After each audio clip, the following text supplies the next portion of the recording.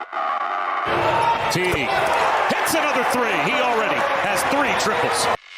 Welcome to SicEm365 Radio. Looking to the end zone. It's got to be a touchdown. Drake SicEm365 Radio is presented by IdealMRI.com. High-quality MRIs for $497 or less. IdealMRI.com. Your health is important, so is your budget. Look at this. 2 to shoot. Mitchell drains another 3. The 3 o'clock hour is sponsored by Waco Custom Marketplace. Meats, sweets, Texas treats, and a cut above the rest. 425 Lake Air Drive, Waco. That one picked off, and it's a pick 6 by Jalen Petrie. Have you downloaded the SicEm365 Radio app? Do it today on the App Store and Google Play. Over the middle, he's got a man in stride, and walking into the end zone is Josh Fleeks with the touchdown. Now here's David Smoak and Craig Smoak. All right, here we go on this Thursday afternoon, a day that I started out very early in the morning, headed up to what is Dallas Skyline Airport, in what is Cattle Mills Airport, and with the U.S. Armed Forces, the U.S. Army Recruiting Company, and they have these promotions. And there was a stretch of 3 days where a group came in. They're from Fort Bragg, North Carolina, with the U.S. Army, and they are at an airport, and they have skydiving training. And I was there this morning and ready to go. I was mentally ready to go, and the cloud cover would not get high enough. It has to be somewhere around 7,500 feet. By 11 o'clock, it was still like around 6,000 feet, even though you could get up in the plane and kind of feel whether or not you think you could actually jump with somebody, of course, basically clamped on you with a backpack or whatever. But unfortunately, I had to leave because it's about 2 hours and 10 minutes. And so I'm back. Armstrong's very disappointed. He thought that he could change the open, include Craig only today. But we'll see if I can do that sometime down the road. That's one of the things I thought I would never do in my life, like hold a snake, and that as well. So I'm here. I guess Armstrong scrapped those the Craig Smoak show graphics we were working on for the last couple days. So we'll just use that some other time. Wouldn't surprise me at all. Believe me, I wouldn't want that. I wouldn't want the Craig Smoak show. But that's unfortunate, I guess. I mean, were you wanting to do it, I suppose? Yeah, I mean, once, there had been a couple of days where I was like, and then I knew you could kind of build into this, which is what they want you to do. But once you get there and once you have a feeling of, I think I could go over the edge, because they show you there are like 4, 5, 6 or whatever amount of ways your parachute's going to work. Yes, there's always a chance, but then there's somebody also clamped onto you. You've seen the people, and you have your hands out. Huh? Tandem jumping. And there's even maybe, I thought I heard this correctly with one of the special forces saying that there's a point in your parachute that one of your parachutes, based on speed and distance, how fast you might be going, although you could get up, these guys that do this, they go flying, it will just pop out of your bag because there's something wrong. Like if there's like nothing else has worked, okay, the emergency brakes come on even if you don't touch it. That's pretty cool. That was a nice safety thought that kind of helps you calm yourself down a little bit. So, another day. Yeah, another day, and unfortunate, I guess, you wanted to do that. Glad to have you here, I guess, because we really didn't know, and jumping out of a plane, I mean, who the heck knows, quite frankly. Yeah. But here we are. All right, let's talk about Armstrong and Jack McKenzie. Armstrong, Sims, and Jack McKenzie in the studio. Craig Smoak, David Smoak. Paul is back, I think, tomorrow. I believe it's tomorrow. There's an 800-pound gorilla. I got to go off on something. The men's basketball team just won the national championship. It's something that not many people ever thought would happen because it's hard. It is really hard. And yet for the last 2 or 3 days, the talk a lot on our board, a lot because of the arena discussion, a lot is Kim Mulkey. And someone that from the day I walked into Waco and started covering Baylor, I knew because I saw her as a dominant, explosive in a way because of how much she could lead Louisiana Tech to what they were when she was a point guard and I covered Stephen F. Austin, and they were really good too. And they beat each other. And then she was like the next level.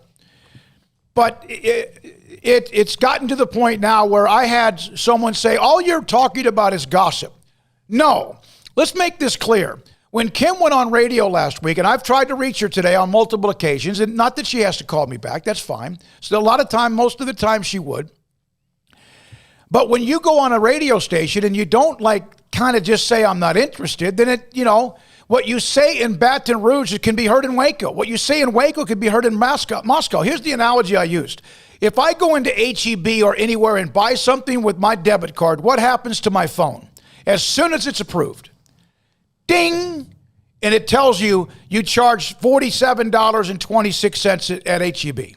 That's how technology works. And so the interview in Baton Rouge, even though it was kind of the day that this story started, that Fargus was leaving LSU for the WNBA and was then brought to her attention with this interview, you could kind of say, okay, maybe that was innocuous. But it's not. This thing here it's not innocuous. The men's basketball team won the national championship, and right now we're talking about the women's basketball coach, who I have an incredible amount of what she's done as a coach is amazing. It's amazing. 3 national championships, 11 consecutive Big 12 titles, Naismith Hall of Fame. She's a player in the Hall of Fame. Now she's going to be a coach in the Hall of Fame. But it's just kind of weird that this arena and the site of it is really, to me, and I'll tell you, this is the line in the sand. I don't want to coach on a campus, in an arena that's not on campus. It's kind of basically what I'm getting. And you know what? Baylor's going to make the decision, not because of who the men's basketball coach is or the women's basketball coach, who the football coach is. They're going to do it because of what they feel like is best. Now, should Baylor still look at more options on campus? Perhaps. It depends on how you look at Robinson Tower and the Brazos on the west side of 35. Is it on campus or not? How do you get there? What about parking? There's a lot of these questions, but I can't imagine that that's going to be the line in the sand of a Hall of Fame coach deciding to go somewhere or not. And it's sad, in my opinion, that it's even a discussion because the men's basketball team did something that nobody ever thought was possible except Scott Drew. Yeah, I mean, I don't know. There's a lot of LSU fans. There's a podcast of some sort. I don't know, anything about it, quite frankly. But there's some podcast who's saying the rumors are like Mulkey's being introduced tomorrow at LSU. She was supposed to be introduced Wednesday as well. I know. 3:30. Let me finish. Okay, and right. So there's one podcast saying that, Mulkey's going to be introduced tomorrow. There's some other, pretty much the same type of thing, very anonymous, it's not like Ross Dellinger's reporting it by any means. It's just random. There's LSU fans that have apparently made some of the ugliest shirts you've ever seen. I mean, these were really not all that. They must have been slapped together. But somebody sent me these shirts that they've made, like Welcome Home or whatever. Yeah. Kramer's mom's coming home. So, I mean, there's certainly a portion of LSU fans that think there's real legitimate legs to this and that it's actually going to happen and happen soon. And I don't know all the details. I know the arena has been, the location of the arena has been an obstacle or a challenge as far as those relationships go. I think that's just silly, personally, because we're talking about a brand new basketball arena, and we're actually mad about where it might go. It's not like, hey, let's just be glad there's a new arena, a brand new arena. Instead, it's like, let's get really angry about where it might be placed. And at worst, what is it, 2 miles from each other, like wherever it might be? I don't even think it's 2. Exactly. So it's like, what, a mile and a half from where it might be otherwise? I mean, if that's that big of an issue, I just must not know all the details because I can't possibly see how that would be that big of an issue, in my opinion. But that's me, and I definitely have a different personality than some of the people involved. But, yeah, you're right. I mean, the men's basketball team won the national title, and you'd think it would be pretty cool to say, hey, we're we're the university out there that's had our men's and women's team win national titles in the last 2 years. And, we're the premier basketball program in the country as far as the men's and women's combined. They are right now. They are. They are. And why? I don't know. I don't like to go to LSU and just start over. And look, I don't know people's motivations. It's certainly not money in this case. It's not benefits in this case. It's not a new arena in this case. It's apparently the location of an arena that's going to be brand new. Oh, there's egos involved. And then there's egos involved. And maybe, I'm sure. And that's not just pointing at Kim. There's egos at other egos, that's why I'm not singling her out. I'm saying the people involved. And I guess what I was trying to say was, and yeah, I'm sure there is some of this LSU, going home or whatever, but, she's going to do what she's going to do ultimately, and there's nothing Baylor fans can do about it. Baylor fans cannot be any more supportive than they've been. There's no possible way to be more supportive. So if that's the choice that she wants to ultimately make, that's all her, and good for her if that's what she wants to do. But I think it would be a real shame to leave what's been built and what's coming down the pipeline because of egos. I think that's not the best of choices. 254-339-1122 is the number. Armstrong, do we have the phone line available and up? I just got a text on the message board actually from Vaughn53. 254-339-1122. That is also the text line open, brought to you by Riverbend Liquor and Wine. And also today, you can get us on Twitter at Craig Smoak, at David Smoak, and also at SicEm365 Radio. So, yes, we're taking calls and comments. Cole Barber's going to join us at about 3:30 about just kind of, again, refreshing you on the app, where we were, where we are, where we want to be, and helping you with that. We'll have a Jim Nagy, the Reese's Senior Bowl. He's an NFL draft analyst at 4 o'clock. Mickey Spagnola, Cowboys on the draft at 4:30. And then Craig Smoak's off the radar, 4:45. And Baylor cornerbacks coach Kevin Curtis will join us around 5:15 or so. I want to say this. I want to make this clear. Kim Mulkey is among the top 2 or 3 greatest women's basketball coaches, maybe ever. You have Pat Summitt. Leon Barmore, who, of course, was her mentor. Obviously, Gino Auriemma. And there's maybe a couple of others. That's why she's going in the Naismith Hall of Fame. And quite frankly, it really sucks that she wasn't in there 2 or 3, maybe 5 years ago. But because of politics and because of Baylor and some of the things that people don't like about Baylor, she kind of was slow played, period, like a 4-corner stall. Then they won the national championship 2 years ago, and probably even some of those that didn't want to induct her went, damn, we look pretty stupid. She's got 3 national titles. So there's other coaches that have been really, really good, but she's among the top best ever. And she's still maybe got another 5 or 8 or 10 years left in her, maybe another 2 or 3 national championships. If she stayed at Baylor, I would think so. I think she's got a couple more, if she stays at Baylor. And the Jordan Lewis, just because she signed Jordan Lewis, you are supposed to do whatever you're supposed to do with the job that's paying you that moment up until the time you leave, because you don't know if maybe the job you're interested in or is interested in you may work. And so your job, no matter who you are, is to do whatever you can every day you're employed by that university or that school or franchise to win. And so Jordan Lewis is going to help him win, may help him win a national championship. So there's a lot tied into this. What are your emotions right now? And I know that there's some that go, Kim, she's always got to have drama, or some about you mad about this. What do you feel? I would rather her stay. I have a tremendous rapport with covering women's basketball, but it's not, I'll tell you what I think the main feeling of Baylor fans probably is, just based on what I've gathered. Most every single person, like 99.5%, would love to see her finish her career at Baylor. Yeah. If not higher than 99.5%. But I think there's a couple percentages that are, at this point, just like, hey, we love you. We love the winning. We love the program. We love the players. We love everything about it.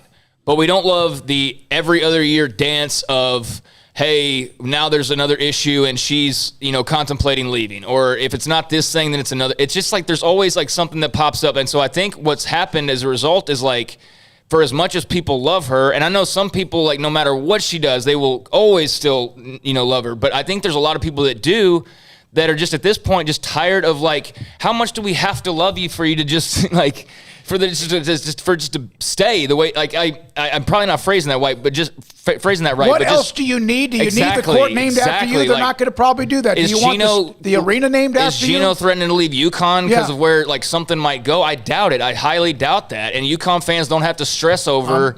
The every 2 years this might happen thing. And if it's a premier program, a blue chip program, which Baylor is, there's no reason a coach should be leaving, in my opinion. But, like you said, egos are involved. And if you sit and stick your heels in the sand, one way or the other, I'm not doing this unless then you've made the ultimatum. By the way, also this, and I know we're going to go to calls. I know Armstrong. Scott Woodward's the AD at LSU, right? He hired Jimbo Fisher at A&M, Buzz Williams at A&M, hired Peterson at Washington, I think it was. He also recently, like 4 years ago, and this is a non-revenue sport like women's basketball, hired USC's women's golf coach who had won 11 national titles. She was fired like yesterday. So he goes for the big fish. He's not afraid to do that. Whether he's willing to put up with various personalities or not, if they're winning, I don't think he cares. One note and then the calls. Art Briles was beloved around here. But even Art Briles, and this is prior to Pepper Hamilton and all whatever else, and that's a different story, when he started the flirtation with Texas, and there was already the flirtation with Tech, whether any of that was legitimate or not, there were even those who loved Art Briles and supported Art Briles who wanted him to be here forever, who got a little bit tired of that too. Because it's like, okay, why are you throwing them in the mix? Let's go to the calls. Armstrong, who do we have? We have T-Rex. You're on. T-Rex, good afternoon. Smokey and Craig on SicEm365 Radio. Hey, good afternoon, gentlemen. Great topic to start off my Thursday. Hey, I want to say this with all due respect. All right, all due respect to women's sports, huge women's sports, supporter. Hell, I'm literally in my car on the way to Waco to go watch acrobatic and tumbling compete against Oregon tonight. So I say this with all due respect to women's sports, and I'll be at the women's tennis tournament this week. So all due respect, you hit the nail on the head when you talk about budget and non-revenue sports. There is not a school in this country besides, UConn or maybe a couple others here and there, we're all close, that spends as much money and invests as much into women's basketball the way that Baylor does. Right? And not just Kim, but our entire staff, facilities. They have a bigger locker room, a nicer locker room than our men do. So I don't know if maybe somebody saw a proposed internal blueprint of the new arena and the facilities are equal. I don't know what it is, because we can all agree, I feel like LSU does not have the pocketbook, or at least aren't willing to open up the pocketbook to give Kim what she gets at Baylor. I think we can all agree with that. LSU themselves would agree with that. Those fans know that. Yeah, I think that they would. You brought up a big. I think T-Rex that they would pony up the money. Or go ahead, Craig. Sorry. Yeah, I think LSU would pony up the money, but I think they'd find out very quickly with the hotel stays and the things that add up over time that, oh, wait a second, yeah, this is maybe a bit more than we bargained for. So I agree with you on 100%. that. Yeah. Yeah, 100%. There is a running joke with the women's basketball program that they stay at the Ritz-Carlton. Right. Whether they do or don't, hell, you win national titles, you can. I don't see Scott Drew staying at the Ritz-Carlton, but maybe, it doesn't really matter. But, hey, guys, it's funny at the end of the day that we can have this conversation because we just won a national championship in men's. We're 2 years removed. Could have maybe got one last year by that COVID, and women's again. Or, we were that close to, we made the Elite Eight in women's or one missed call or whatever the case you want to complain about the UConn game. It's kind of a first world problem. But this is what I got to say. I love Kim. I love the program. But like I tell people all the time, if a player transfers out, if you don't want to be here, don't be here. See you down the road. Whatever the reason is, if you don't feel like you belong here anymore, then I don't want to keep you here. If I was a boss, if I was Mac Rhodes, why would I want an employee that doesn't want to work for me? So I'm not saying that she doesn't want to be in Waco anymore. She's been here for 20-something years, or almost 20 years, and I appreciate it that she's done. But I think whatever her issue is, she needs to use one of those 3 timeouts that she didn't use against UConn during that 19-point run. Call a timeout, take a step back, realize that the arena's going downtown, and it's going to benefit everybody, including her program. that's just my little dish. We didn't lose because of a missed call. We lost because of a 19-point run. All right, T-Rex. Yep. I'll see y'all this week. Thanks for the call. Thanks for leading us off. 254-339-1122. The line is open, and if you call in and you don't get in right away, that means we got, and I know that 2 or 3 of you have already asked me, are you taking calls? Right now we are.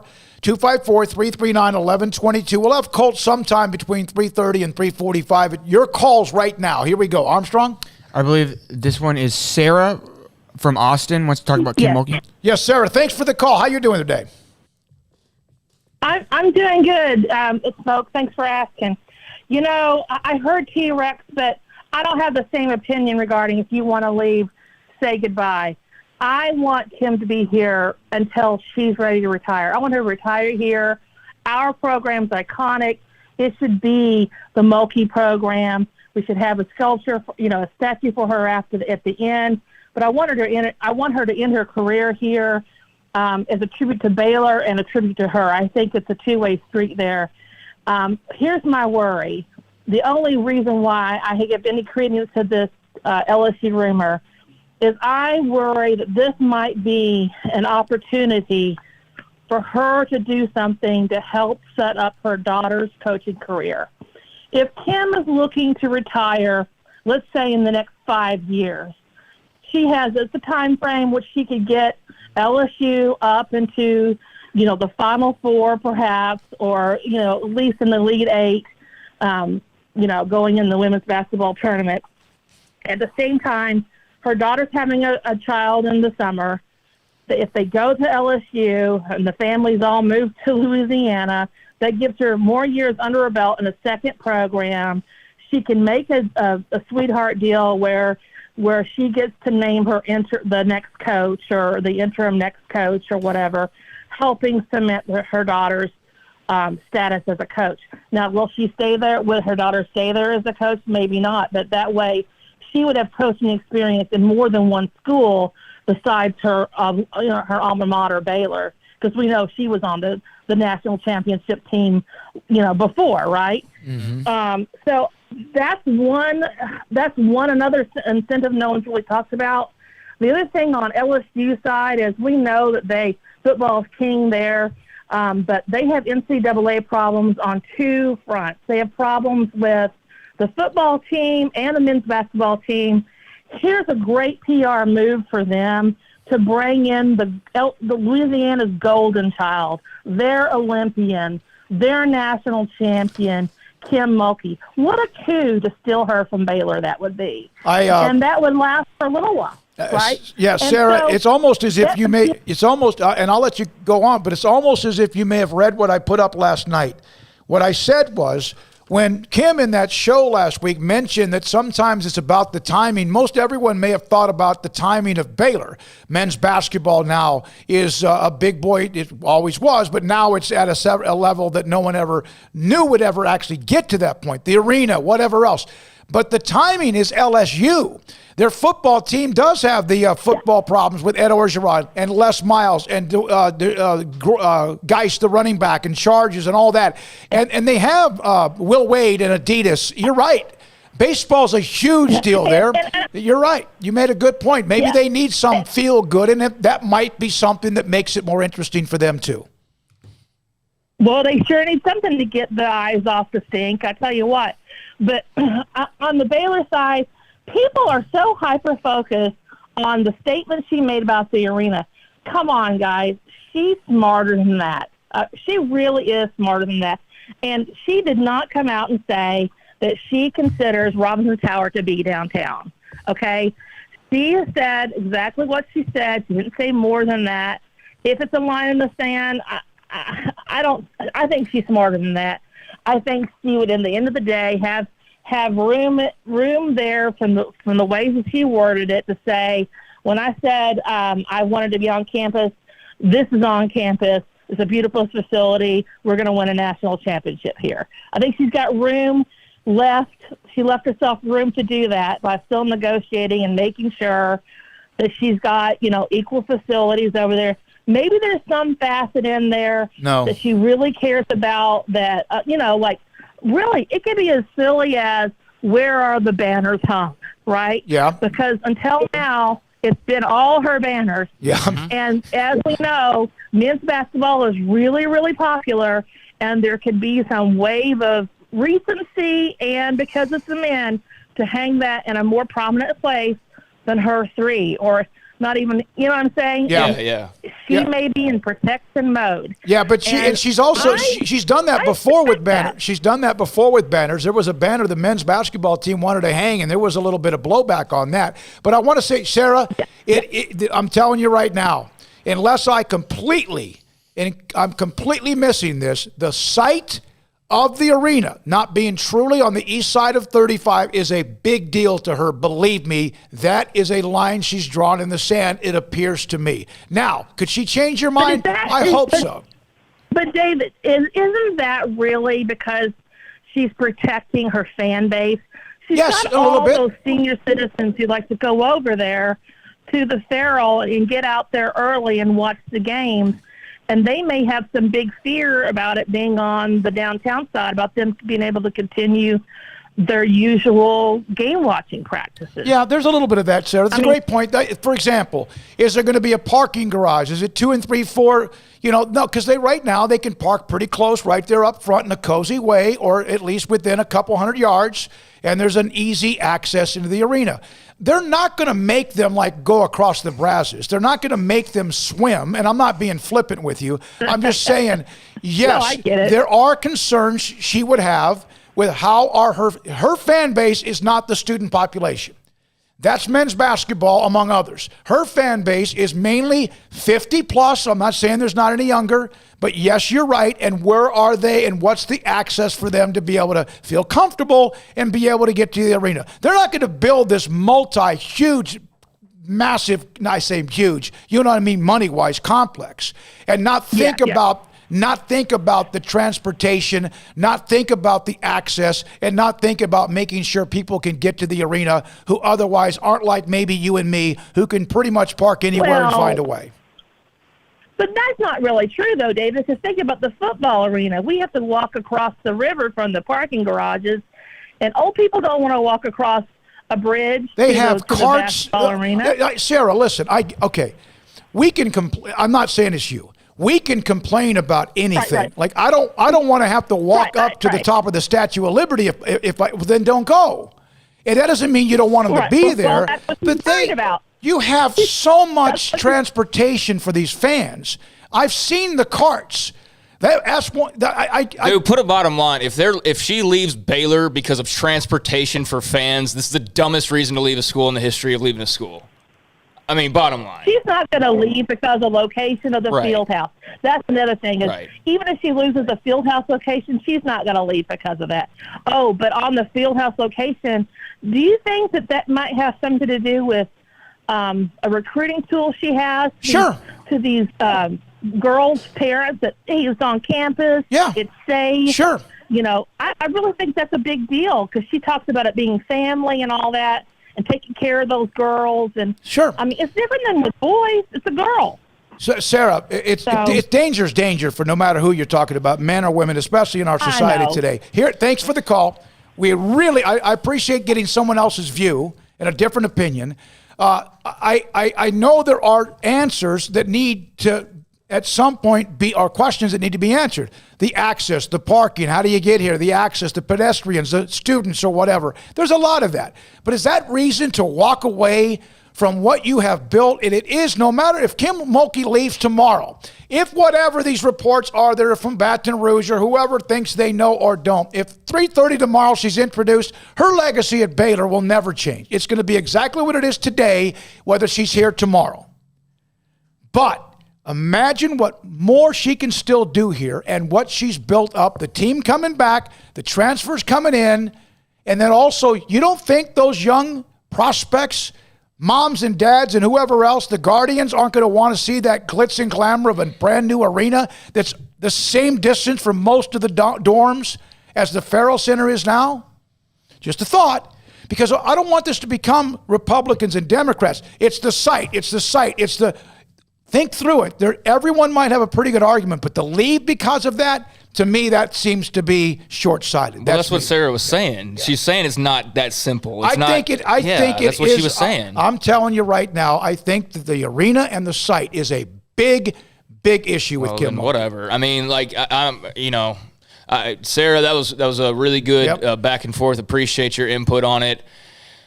I mean, only Kim can really answer ultimately. It's not as though, like I said, Ross Dellinger's the one that's reporting this. It's like a couple of LSU blogs, basically, and podcasts that have, said it. And what are the repercussions for coming out and saying Kim's the next LSU coach? Nothing for people like that. And that's why you don't buy into everything. But the fact that it's dragged out, or that now it's 2 days after, Mac had his comments just the other day, or it's 2-3 days removed, and he's like, there's nothing to it right now, but here's like now, now she's going to be introduced. So something's going on behind the scenes, obviously, very clearly.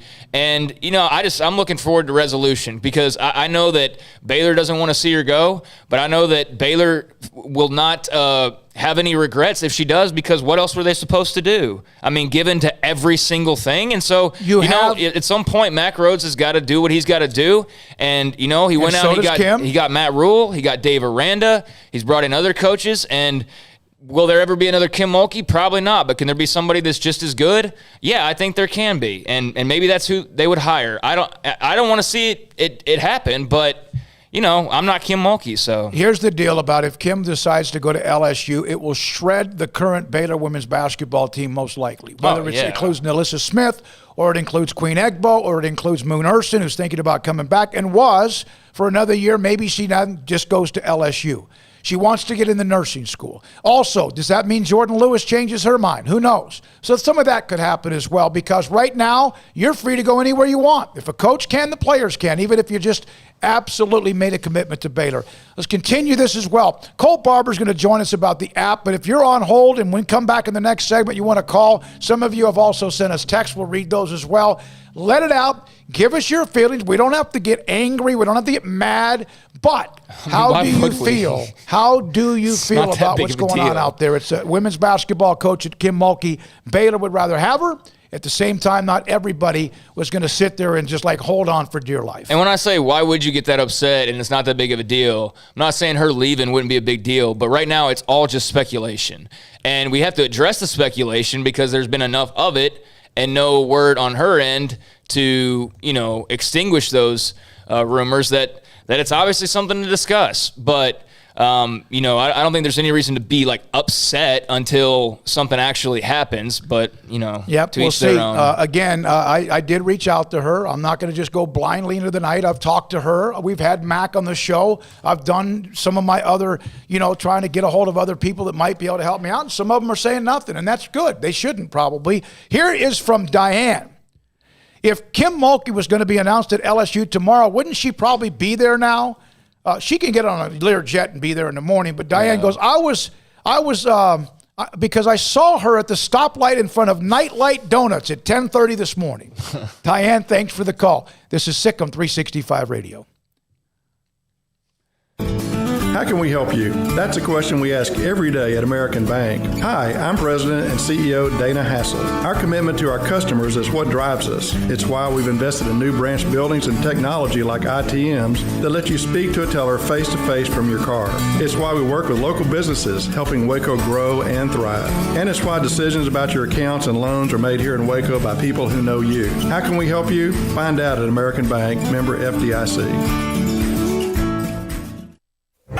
Boots add protection. Good boots help you climb better and move forward faster. And when your son or daughter steps into the boots of a U.S. Army officer, they also learn how to lead. In these boots, they'll gain more confidence with expert training in one of more than 150 occupational specialties. In these boots, they'll stand a little taller and lead a team with diverse backgrounds and areas of expertise to successfully accomplish whatever challenge comes next. In these boots, they'll earn respect with valuable experience from day one that will give them solid footing for success into the future. Highly qualified candidates who earn a spot on our team can receive comprehensive health care coverage, college tuition assistance, and a bonus of up to $40,000. See all the things your son or daughter can achieve in our boots at GoArmy.com. U.S. Army Waco Recruiting Company, 254-598-8131 or 254-776-1543.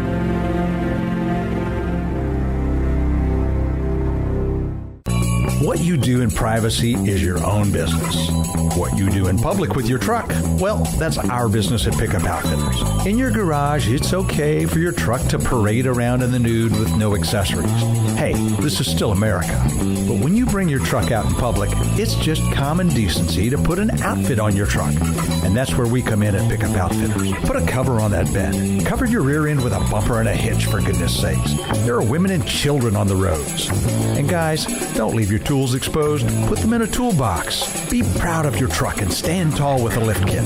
Or improve your truck's posture with a leveling kit. Add some class to your pickup with new wheels and tires. Or dress up for a date with your new RV or boat with a fifth wheel or a receiver hitch. At Pickup Outfitters, we're dedicating to making the roads decent for all Central Texans. So when taking your truck out in public, remember your manners and accessorize it properly with an outfit from Pickup Outfitters.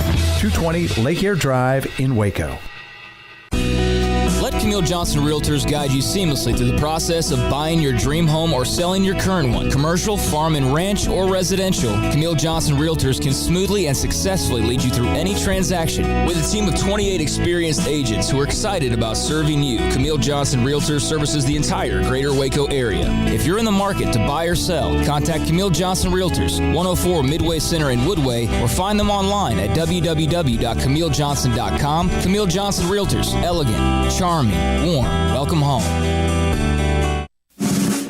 Car has the trucks, man. They have the one for you. Crew cab, short or long bed, silver, black or blue. Texas size selection, great prices too. Richard Carr, he has the truck for you.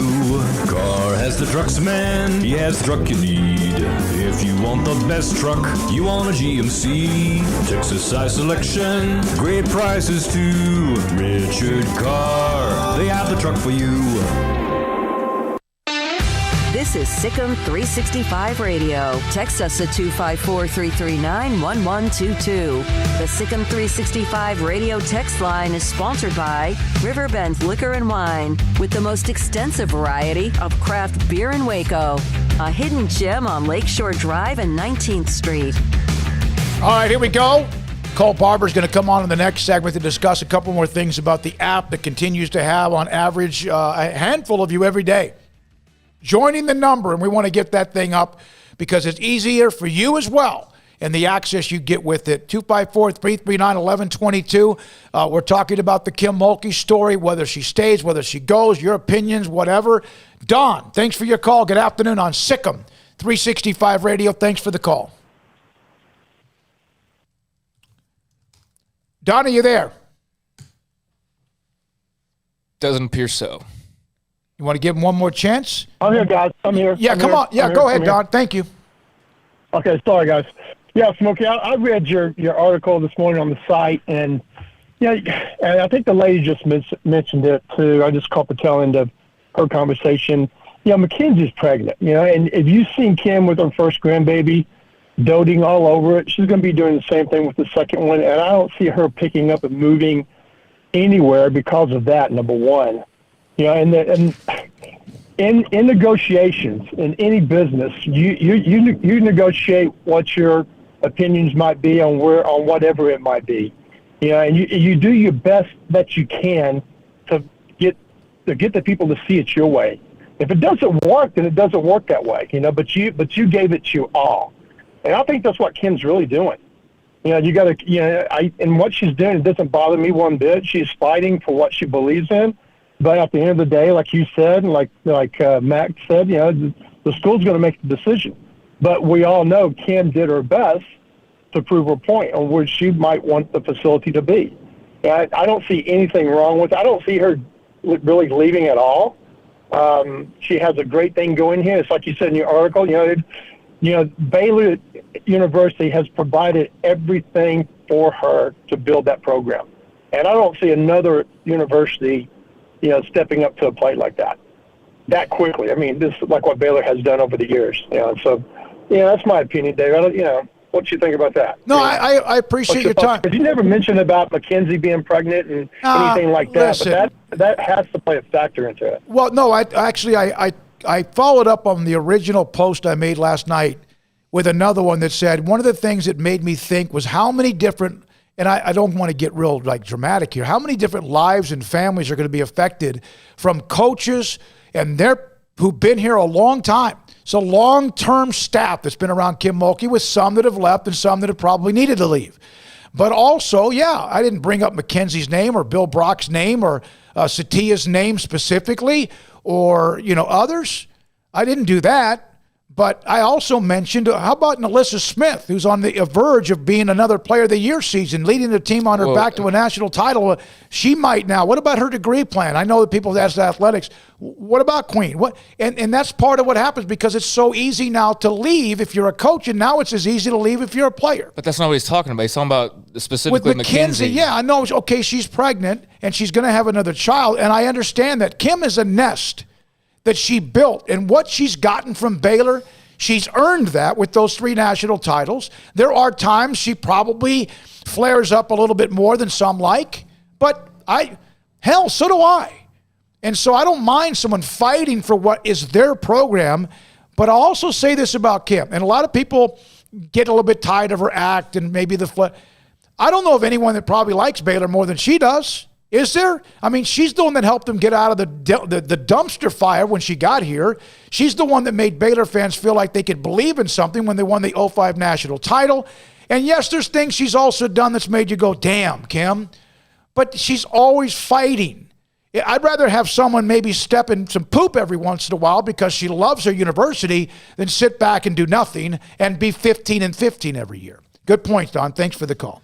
Yeah, I mean, I think that definitely plays a role in it. I think there's a lot of different things that are playing a role in this, obviously. I mean, there might be one specific thing that is the thing that you draw the line in the sand for, and that very well may be the arena, according to what you're saying. But, yeah, I do think there are other factors. And, it's kind of crazy we're even at this point, but also not surprising just because things that there's been, over the last few years, it always seems like something kind of creeps up and there's an issue and then uncertainty and then it's fine again. And maybe that's what happens here. Maybe it's not. I don't know. I know that everybody wants Kim at Baylor, and if that's not what happens because of an arena or because of family or whatever, people got to do what they got to do. And so if she's got the feeling that she's got to do something different and needs to do something different, then that's her life and her choice and what have you. But I don't see a scenario where LSU is anywhere close, not even, as far as the university supporting, but fan base wise. I don't think that they will come close to the group that she has formed at Baylor over the last 2 decades of her most ardent and loyal supporters. There's maybe 5 programs in the country that could even think that way. Oh, my gosh. Yeah. They travel to everything. And not even those are not going to be, yeah. And LSU's got boosters, too, and they got some money to travel around and do all that. But I don't know. I think she's got something really special at Baylor that's unique.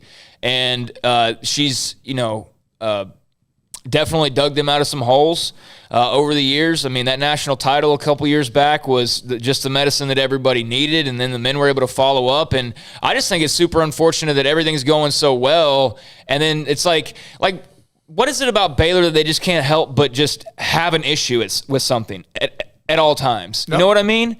Like, I just don't understand that. Everything's going fine, and it's just like when that happens, something always pops up. And in this case, it's internal. It's self-inflicted. Yeah, that's what I'm saying. It's like it's internal. Like it's like the parade thing. Like, of course that happened with Baylor, right? Of course. And then everything settles down again. And now it's Mulkey's maybe leaving. And it's just like. And then here's the NCAA thing that could happen at any time. decisions coming right after that. And if you don't think that doesn't have Mac's number one focus right now, along with the administration, hey, that's a part. You were talking about timing.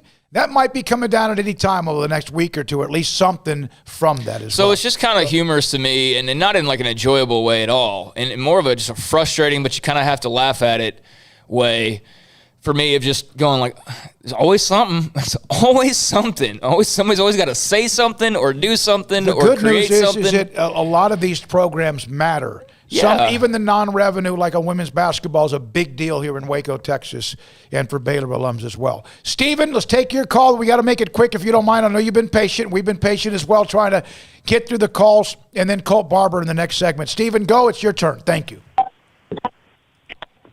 Hey, guys. I want to make a couple quick points about Coach Mulkey, and I want to say something that I want to preface by saying I would have never thought I'd say. If Coach Mulkey wants to go to LSU, my feeling is be careful what you wish for 2 reasons. One, there's only one school in this country that spends a bigger percentage of their revenue from sports and all on women's basketball. I can only think of UConn spending more money and putting more effort into their women's basketball programs as a direct result of overall money and percentages than Baylor. Second, and this is the one that we haven't talked about yet, Coach Mulkey coaches at a private institution. She is not a state employee. She can say whatever she wants, and she chooses to. And I love Coach Mulkey. But we aren't that far removed from having to discuss on this show, having to ask her boss what she meant by telling people that they could not be, or that they should not be testing anymore, regardless of if she was right or not. We aren't that far removed from her comments, a few years ago with the football scandal. Okay, we are that far removed from her. Most people in a lot of trouble, especially if they worked for state governments. So, Coach Mulkey, I would love for you to stay. But I promise you that if you're mad right now, the men's basketball program wants to put the facility downtown and not on campus, you're going to be about 10 times madder when you can't go to the Maui Invitational, or you can't stay in the nicest hotels at Auburn or Alabama, because instead that money's going to a new facility for the football team. That's just my 2 cents, and I wanted to let it go. Thanks, guys. Stephen, thanks for your Steven. call. We appreciate your opinions. And you're right about UConn. Probably is the only other school that spends the same type of money on women's basketball as Baylor does, and I would say that's what I think makes Baylor even more unique. What's UConn spend on football? They don't. They didn't even play last year. It was important to them. They didn't play last year. Like, they're not even close to being any type of a football representative, really, in any way at UConn. They are a basketball school. Like, bottom line, men's and women's basketball, that is their thing. And men are still much bigger, even with what they've done with Gino, than it is the women's basketball program. Yeah, but I mean, so UConn's kind of unique in that way. Baylor is kind of an all-around school. I mean, you can say right now they're definitely a basketball school, but a few years ago they were a football and women's basketball school. You know what I mean? And right now I think that, things are going great and all of that, and we know what this program is capable of. But again, if she sees the grass is greener somehow in Baton Rouge, then that's her prerogative, and nothing I'm going to say is going to change that. If Mack Rhodes needs to replace a Hall of Fame coach, he's got a chance to tell him they're going to have a brand new arena sometime in the next, you hope, maybe a couple of years. And also, of course, it depends on the roster that's rated or not along the way. All right, when we come back, Colt Barber, SicEm365.com, to kind of update us again on the app, a way for you to watch and listen, which I do whenever I have a chance to when I'm not here, have a chance to check in between 11 to 2, or even the replays throughout the day on SicEm365 Radio. Don Humidor and coffee beans. Cigars that are absolutely as good as they get, the best ones from Aston to Macanudo to H. Upman to Romeo and Julieta to Rocky Patel, Padron, Cohiba, and more. Also, they have CBD products if you have not tried. If you're someone that struggles to fall asleep, it could be constant, could be like a chronic issue with you. Sometimes that could be because you have so much on your mind. Sometimes you pass out because you're exhausted from it all, or sometimes you just toss and turn.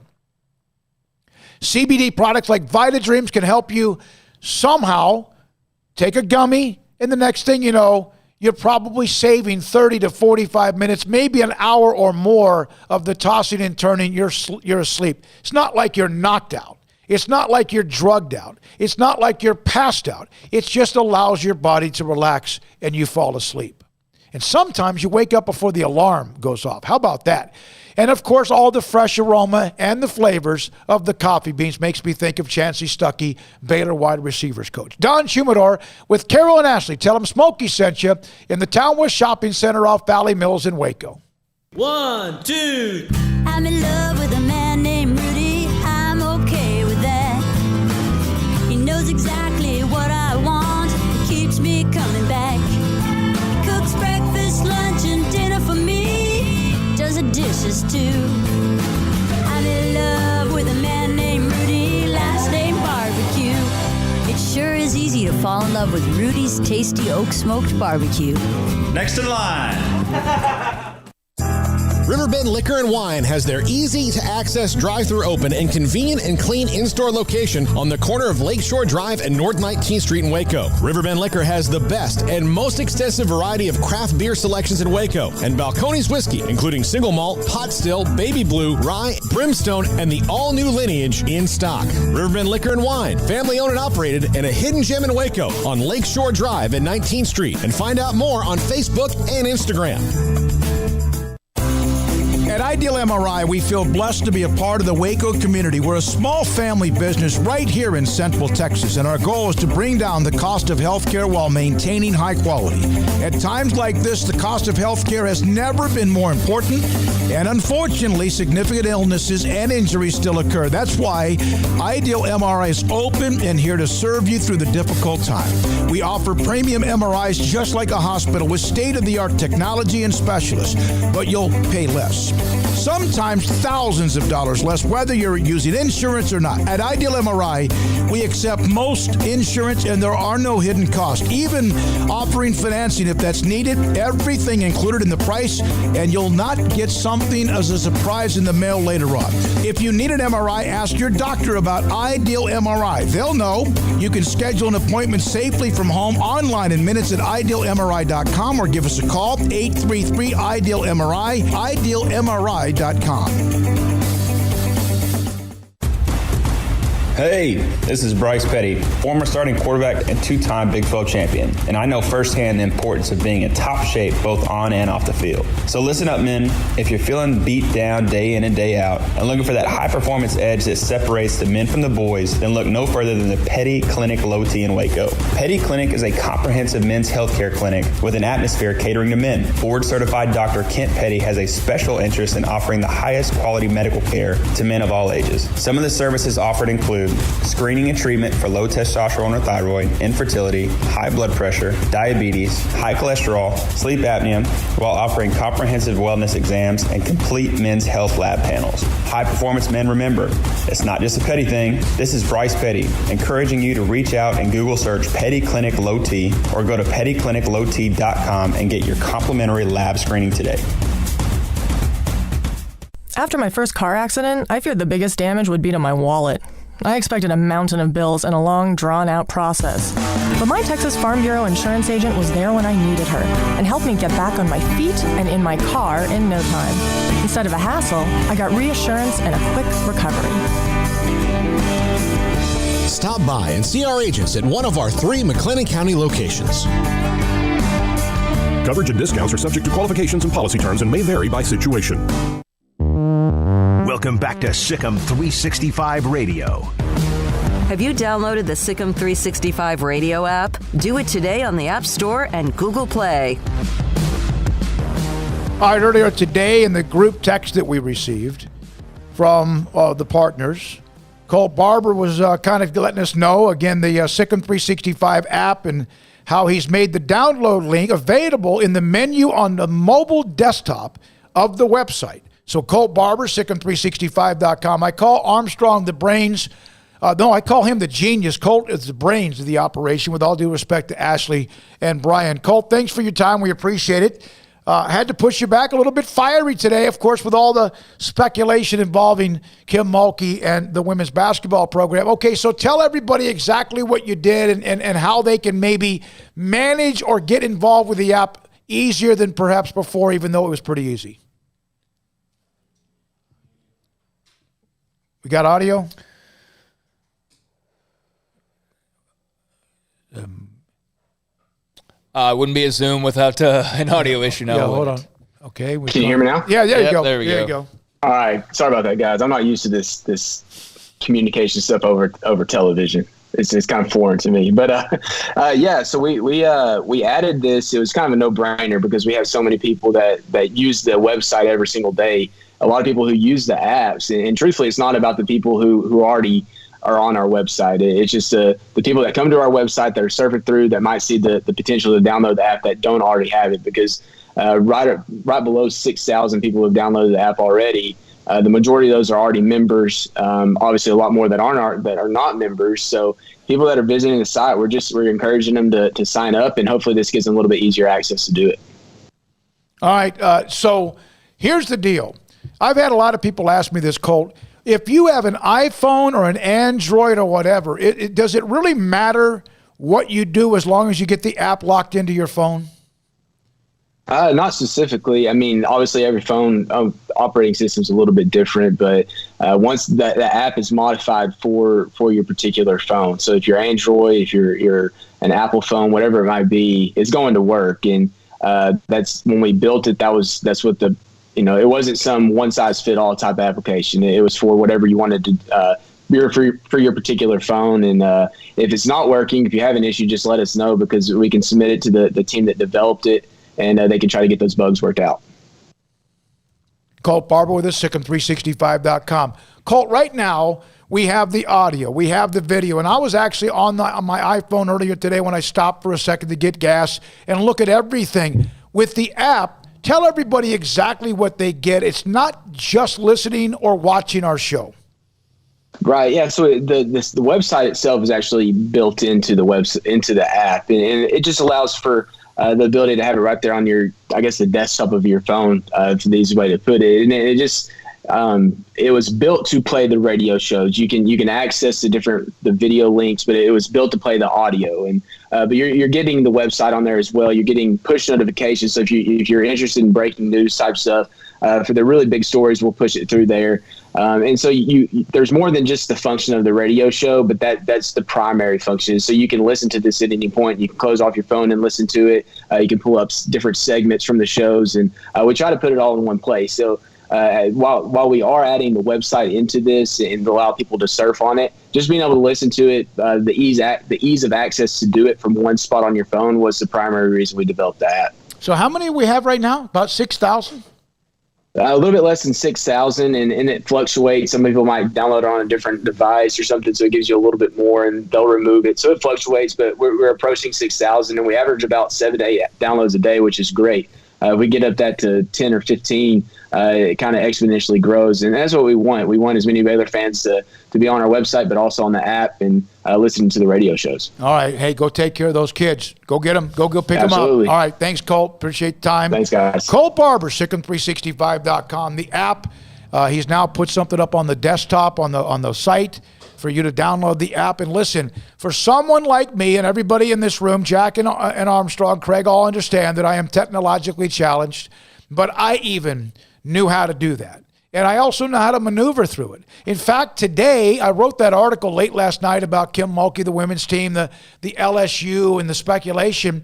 And there were a couple of times when I stopped this morning and I was able to go on the app, go on the forums in the premium section, and edit a couple of words that I noticed were either like not separated or one of them that needed to be put into different context. And I was able to do that on the app, me. So you know you can do it. Plus, it's really easy. I can't tell you how many people, and a lot of times it's probably those who are around 50 and older, who are used to how they get and digest their media. Things change, and it's really as easy just to turn on your app. In fact, we tell you a show's about to start or if there's breaking news at times. We tell you how to do it. And at 3 o'clock, boom, SicEm365 Radio, you just push a button, you hear us. It's that simple. SicEm365 Radio. Coming up next, we're going to talk about the NFL draft. He runs the Reese's Senior Bowl next on SicEm365 Radio. At Baylor University, students can shine in their own way. Or should we say their own ways? Because there's no limit to the ways Baylor students make the world a brighter place. Whether they're leading a student organization or following a higher calling, getting advice from faculty, or taking part in world-class research, pursuing their dreams, or working toward their dream job, students find their place to shine at Baylor, where lights shine bright. Stepping into the boots of a U.S. Army officer can add confidence and leadership skills to your son or daughter's career path. See all the things they can achieve in our boots at GoArmy.com. U.S. Army Waco Recruiting Company, 254-598-8131 or 254-776-1543. From the first workout to the last practice, sports is an incredible challenge. Hi, this is Dan Ingham with the First National Bank of Central Texas, and we're proud to support each athlete, every parent, and our educators. From families, small businesses, to the biggest industry, we're here to help. With remarkable products like First Free Checking, we've got banking ideas that fuel big dreams. The First National Bank of Central Texas. Familiar faces making local decisions. Member FDIC, Equal Housing Lender. How did Edward Jones become one of the biggest financial service companies in the world? By not acting that way. Financial strategies, one-on-one advice, it's a big difference. And that's why Brad Wilson, your Edward Jones financial advisor, makes sense of investing. Experience the difference for yourself. Brad Wilson, 250 Sharon Drive in Woodway, 254-776-4337. Edward Jones, member SIPC.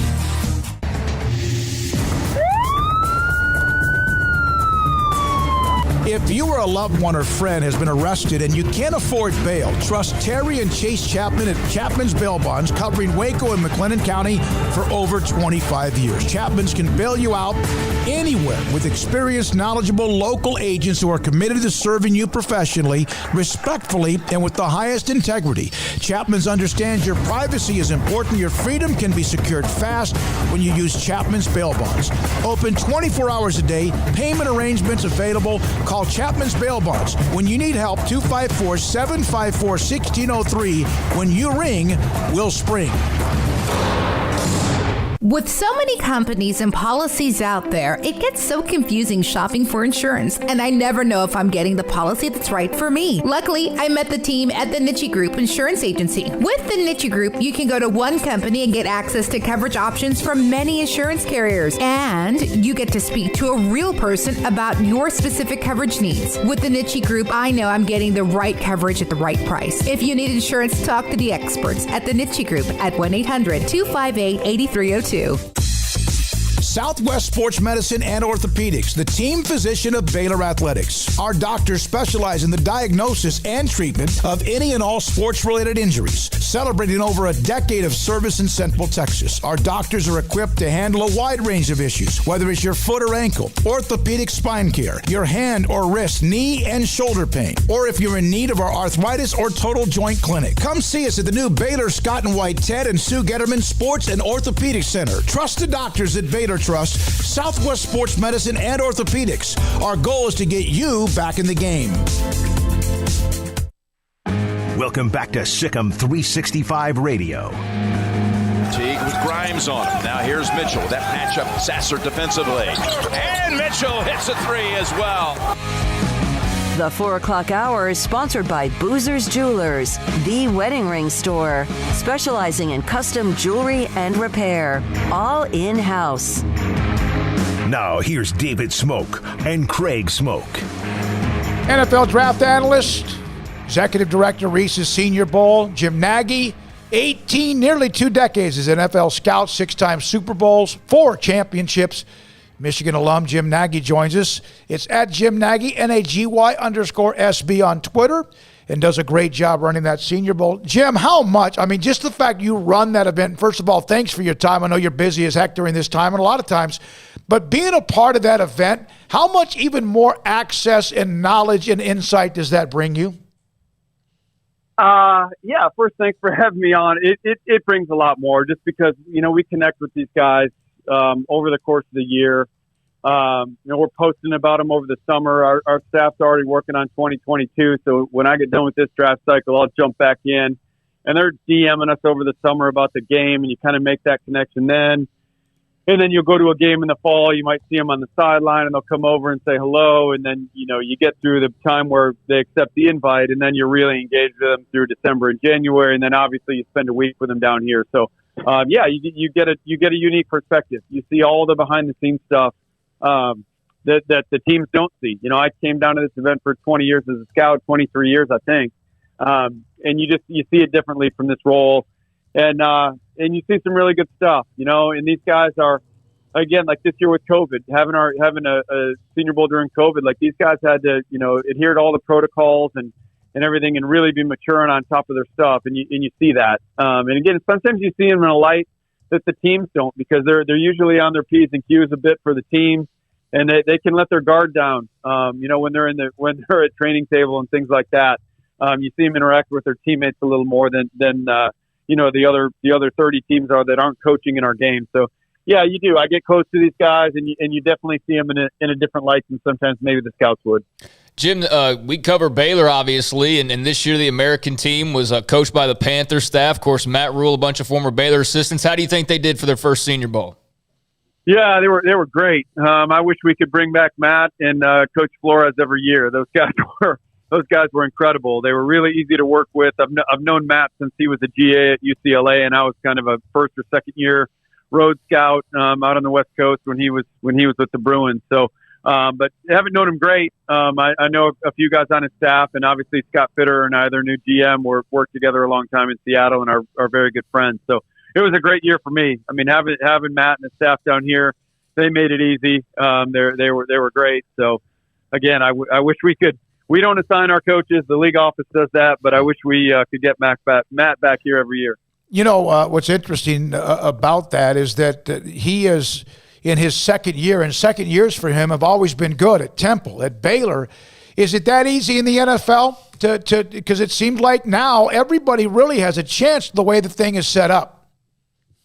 Yeah, they do. I mean, that's the great thing about the NFL. I just got doing a couple podcasts today in Scotland and Ireland, and I learned some things. I didn't realize, like, all the big-time soccer over there, it's really run. There's no draft. There's no salary cap. So there's no parity. The same teams win every year. I had no idea about that. I've never followed soccer before. But yeah, that's why the reach of the game is growing globally, because that's one of the things that draws them to the NFL, is that you can go worst to first. I think Matt and those guys have done a great job, since they got there in terms of, overhauling that roster and bringing some really good talented players. You just look at, like, Jeremy Chin last year was runner-up for Defensive Rookie of the Year, who played in the Senior Bowl the year before, Derek Brown. I mean, they hit on some really good players last year. So you give them another year and more ammunition. I would expect another jump in year two with the program, especially with Sam Darnold. I think that's going to be an upgrade for him at quarterback. Jim, Baylor didn't have a lot of representation, or doesn't have a lot of representation in the draft this year. They're a bit of a younger team in that regard, but William Bradley King was out there at the Senior Bowl. Just what were your thoughts on watching him throughout the week, and kind of what are your expectations as the draft draws closer for him? Yeah, I love William. He was one of the guys. He actually called the office last summer. And got me on the phone and was like, "What's it going to take to play in the Senior Bowl?" That hasn't happened very often. So, no, he's one of the most underrated guys in the draft, in my opinion, because a lot of people are knocking this edge class because there's not a Myles Garrett or a Von Miller. I get that, but there's some really good depth. I think that first group with, like, Kwity Paye from Michigan and Jalen Phillips at Miami, Azeez Ojulari at Georgia. I think those three guys are firmly in that that upper echelon. There's a really good group of players that are going to come off, like, later day 2, early day 3, and Williams in that group. What we loved about him was just how combative he was and how hard he played. At the point of attack, really violent with his hands, played with good leverage, chased to the football. So he gives you something on rundowns. And where I get really excited about him is what he's going to be in, like, 2 or 3 years from now as a pass rusher. There's a lot of tools there, but just, refinement and technique and nuance of how learning how to rush the passer. When you're talking in that 3rd, 4th round range, he's going to get on the field next year in rotation and play, just because he's so physical and he plays so hard. Jim Nagy, again, 20 years in the NFL as a scout, and also now the Reese's Senior Bowl with us on SicEm365 Radio. All right, there's this infatuation, this position called quarterback that everybody is always wanting to sometimes overextend with. And we've seen drafts heavy at the top, but have you ever seen one here that it seems like the first, 5 or 6 or 7 picks might be, not 5 or 6 or 7, but there's 5 guys that might get stacked in the first 8 to 10 picks? Yeah, I mean, I haven't really looked back on it. It does seem like a lot. They do get pushed. They get pushed every year historically. I mean, I don't know why that is. The way I think of it is if you're not going to reach, if you're going to not reach at a position, it should be quarterback, because you make a mistake there, you're losing your job. So why would you reach on a guy that you weren't convicted about being a true franchise quarterback and take him early? To me, that's kind of career suicide. But that's kind of what happens.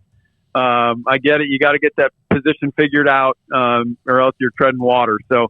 This year's draft. I mean, there are those 5 guys. It would not surprise me if they're all gone there by the first, 8, 9, 10 picks. Cowboys at number 10. They have problems on defense. Their offensive line has had some issues with the injuries to Collins, even Martin last year, and of course Tyron Smith at his back.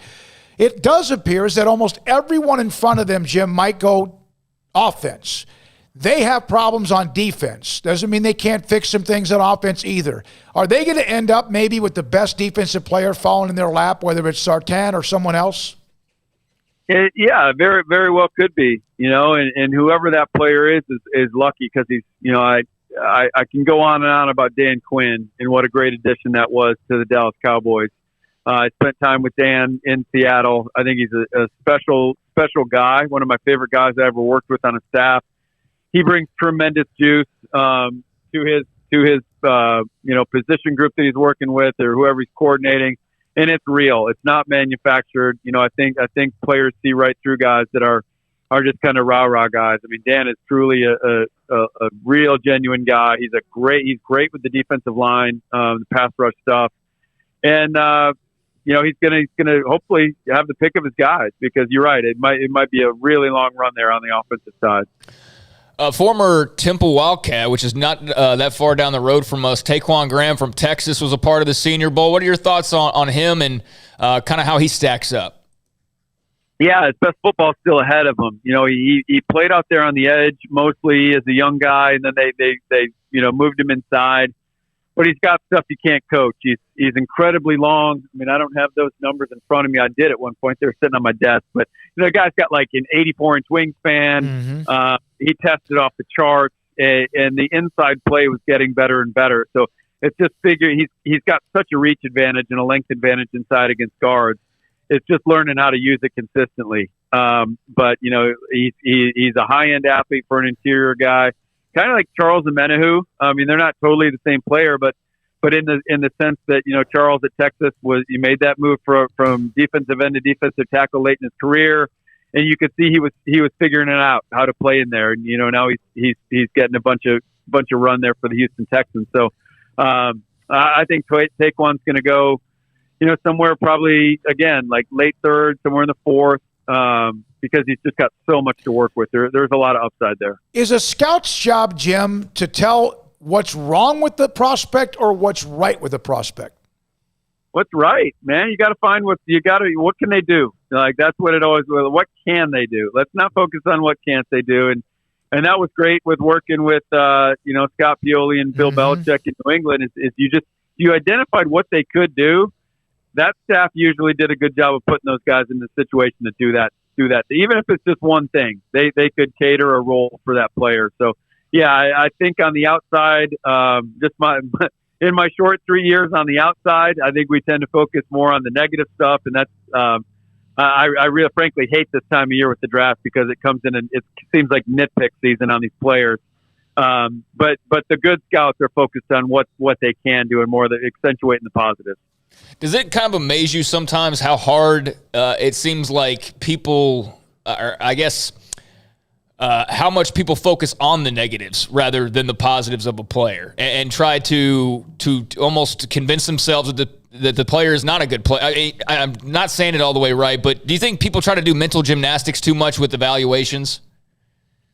I've noticed it more, and again, I've only been on social media for 3 years, but I've noticed it a lot in this draft process, and I've talked to some other guys, like draft analysts at other networks and things about this, and they've agreed. This is the worst they've seen it. I feel like people are taking a lot of sides and digging in heels and really bashing some of these players. Where, I mean, just let it go. Like if you don't love the player and you don't see it the same way as someone else, well then, why quote tweet him and comment about like how bad the player is? Just let it go. Let it go. I love it that people are passionate about it, but it's like sometimes there's a tendency to like almost take a personal thing against some of these players, and I don't get that part of it. What is it like when that clock is ticking and a pick is due? If you're on the clock or if you're waiting. Like you're on the clock, whether it's the first round or whatever round, because then it gets to be almost a lightning round. What is that like? Is it like the stock market, or is everyone kind of calm and collective? What's that like? It's a lot more calm than you would think. I mean, you know who the pick's going to be. The anxious moments are when you're coming up to make the pick. And you've got you're wringing your hands that the teams above you aren't taking your guy. That's what's going on right now in these buildings. They're all strategizing on, depth at certain positions, on where we need to take a guy. So like for the Cowboys, for example, do we need to take a corner right here, or do we address another need? Like that's what's going on right now. And so you know who you want. You know who you want in every round at that spot. Like you've identified that as a group, and you feel good about that as a group, or at least you should. But it's those moments, the 2, 3, 4 picks before that you're just, you're hoping and praying that someone doesn't pick your guy. I mean, you have to have A, B, and C lined up too. You can't panic and just blindly pivot elsewhere. You got to have those other guys in line. But when you're on the clock, it's pretty calm. I mean, most draft rooms I've been in, there's been a real sense of calm in there. You've done the work. I mean, you just stay confident in your preparation. It's an 11-month, 12-month process. So when you're sitting there at the clock, there shouldn't be any reason to panic. Is there any more important time in front of a prospect than what you have at the Reese's Senior Bowl, or what used to be the Combine, or even the interaction of anyone visiting somebody's facility when they can visit, which, of course, we know that's changed up quite a bit as well? Yeah, I mean, any face-to-face interaction, and that's why we were really happy we could pull the game off this year for both parties, for the players and for the teams, because these Zooms are great. We've all been living on Zooms for the past year, but I'm just a believer that you can't replicate body language, and I just think you get a better feel for someone when you're sitting face-to-face. So they did that this year behind plexiglass. It was face-to-face, but there were some barriers there. But no, I do think that the interaction they have here, and it's not just the one-on-one personal interaction, it's all the observational stuff that goes along with it. I mean, these guys I tell them at the orientation dinner the first night, I tell all the players, like, you are being evaluated every minute of the day down here, and be mindful of that. So, when they're out of practice, before practice, teams are watching how they interact with teammates and, how they're preparing. Are they really going through stretch, how they should be going through stretch, or are they, just going through the motions? And, everything's getting evaluated. So it's a great observational learning week for the teams. And again, they do get a lot of face time around these players. This year was limited because of the structured interviews we had to have in place because of COVID. But in a normal year, there's many interactions throughout the week face-to-face with the guys. Jim, do you think that having it somewhat different than it normally would be, and I know that pro days were a bit different as well, do you think that will have an effect on just like perhaps the number of boom or bust prospects versus, I guess, what you would consider normal years? I think a couple things. I think not being on campus in the falls has really hurt the teams in terms of collecting background and character information. They were on Zoom calls with the schools, and the schools were great. I mean, we were on, as our staff at the Senior Bowl is on the majority of those calls, and they did a really good job of getting different coaches and sources from the school in front of the teams. But it's just human nature that you're going to get a lot more forthcoming responses when it's you being in a building, shutting the door behind you, and just sitting one-on-one with an assistant coach and a guy that you've known for 20 years. Like, you're not going to get that response in front of 80 scouts on a Zoom call. So there's that part of it. And then lacking the medical information. Now, they brought 150 players to Indy this year and gave them full medical exams, but that's only 150 players. In a typical year, that's almost 400. So there's some missing medical information in this year's draft process that is a real concern to some of these teams. I mean, you're making millions of dollars of investments. You want to know exactly what you're getting in terms of a player's medical history, and not having your team's doctors and trainers, put your hands on these guys and really get a handle on what the injury history was. That's complicating the process probably more than anything. Jim, last question. Thanks for your time today. Jim Nagy, again, Reese's Senior Bowl, longtime NFL scout and also analyst. Is there a name or two that is supposedly in the first round that you see that might be slipping a little bit for whatever reason, that just from your observations of the chatter? I don't know about slipping. I was texting with a couple guys last night because they're getting all that medical information back, and it sounds like there's going to be some guys slip out of first because of medicals. I don't have those names, and even if I did, I wouldn't share that because of the medical nature of it. But, come on. They're really scrutinizing these medicals. One of the teams I was texting with last night, they're like, man, we just crushed a bunch of guys today. And so there are going to be some guys that you're seeing in all these mocks that won't end up there. But that happens every year. I mean, the league has these guys evaluated differently than all of us on the outside because they're privy to so much information on the character side that we just don't know about. So there's going to be guys that you haven't heard about going in the first, or maybe you've heard of sparingly. And there's going to be guys that have been in all these mocks that won't be there. So it'll be an interesting. That's why. Can't wait for next Thursday night and see all this stuff finally shakes down. I hope things get back to normal. So if Baylor has a chunk of players down the road that might be seniors that are eligible and prospects that we get to come down and cover, the Reese's Senior Bowl in Mobile, it's an incredible event. I actually had been down there one time to cover it for a kid out of East Texas many years ago. Thanks for your time, Jim. Great stuff, and always what you did, and keep doing what you do. Thanks for your time today. No, I appreciate it, fellas. Have a great rest of the week. Yes, sir. Jim Nagy, Reese's Senior Bowl, nearly 20 years NFL scout. He mentioned the time with the Patriots, with Pioli and Belichick and all that, and he runs that event, which is a big deal. And Matt Rule and the Carolina Panthers were, of course, one of the coaching staffs. One year the Cowboys had that, and you couldn't get enough positive vibes because you're right there sharing with players. You're the ones coaching them. And so you get even more of a feel, not just watching it, but also being the ones that coach them. Well, hell, it felt like the Cowboys were the regular coaching staff there. It felt like they always were at the Senior Bowl as part of the coaching staff. Yep. But, yeah, I wanted to make sure and ask about Matt Rule and those guys having that time there this year. But very interesting what he had to say, and it's the reason why I asked the question on just the build-up to this and how much, of not having the normal routine and pro days and everything else. I mean, they've had some, but it's just not, like he said, all the same. Like, you're going to see some challenges as a result of that for a lot of these teams, or we're going to see names just disappear that we thought like, wait, hey, where's this guy? Why is he? Well, probably was a medical thing, and, you'll be able to realize that. But, yeah, a lot of good stuff there. Biggest thing, though, to me was William Bradley King and what he had to say about him. I mean, I think there was a time a few weeks ago where I said I wasn't sure he was going to be drafted just because of the reports I had seen on him. It had him as kind of a seventh rounder, as high as maybe a 6, but really it kind of pegged him as more of a seventh rounder, potentially an undrafted free agent guy. So if he can find himself in the middle rounds, I mean, that would be fantastic for William Bradley King and for Baylor football as well. All right, couple of college basketball notes. Okay, go ahead. Are you using them? I was going to use one of them. Then use both of them. That's good. I don't even know what the other one is. There was today, and Craig was going. Are you going to bring this up as well, off the radar? Yeah, I was going to. All right, that's good. Craig's off the radar at 4:45 is good stuff, really good stuff. A lot of it college athletics, college basketball, college football.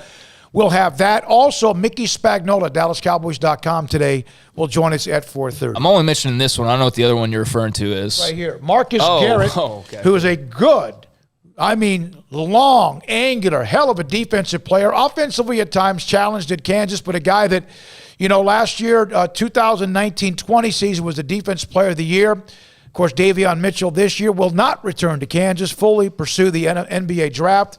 Bill Self saying Marcus is a great player. I would love to have had him return for another season, but reality, this is the best decision for him, and we fully support that. Yeah, I don't think anybody would say he's making the wrong choice there.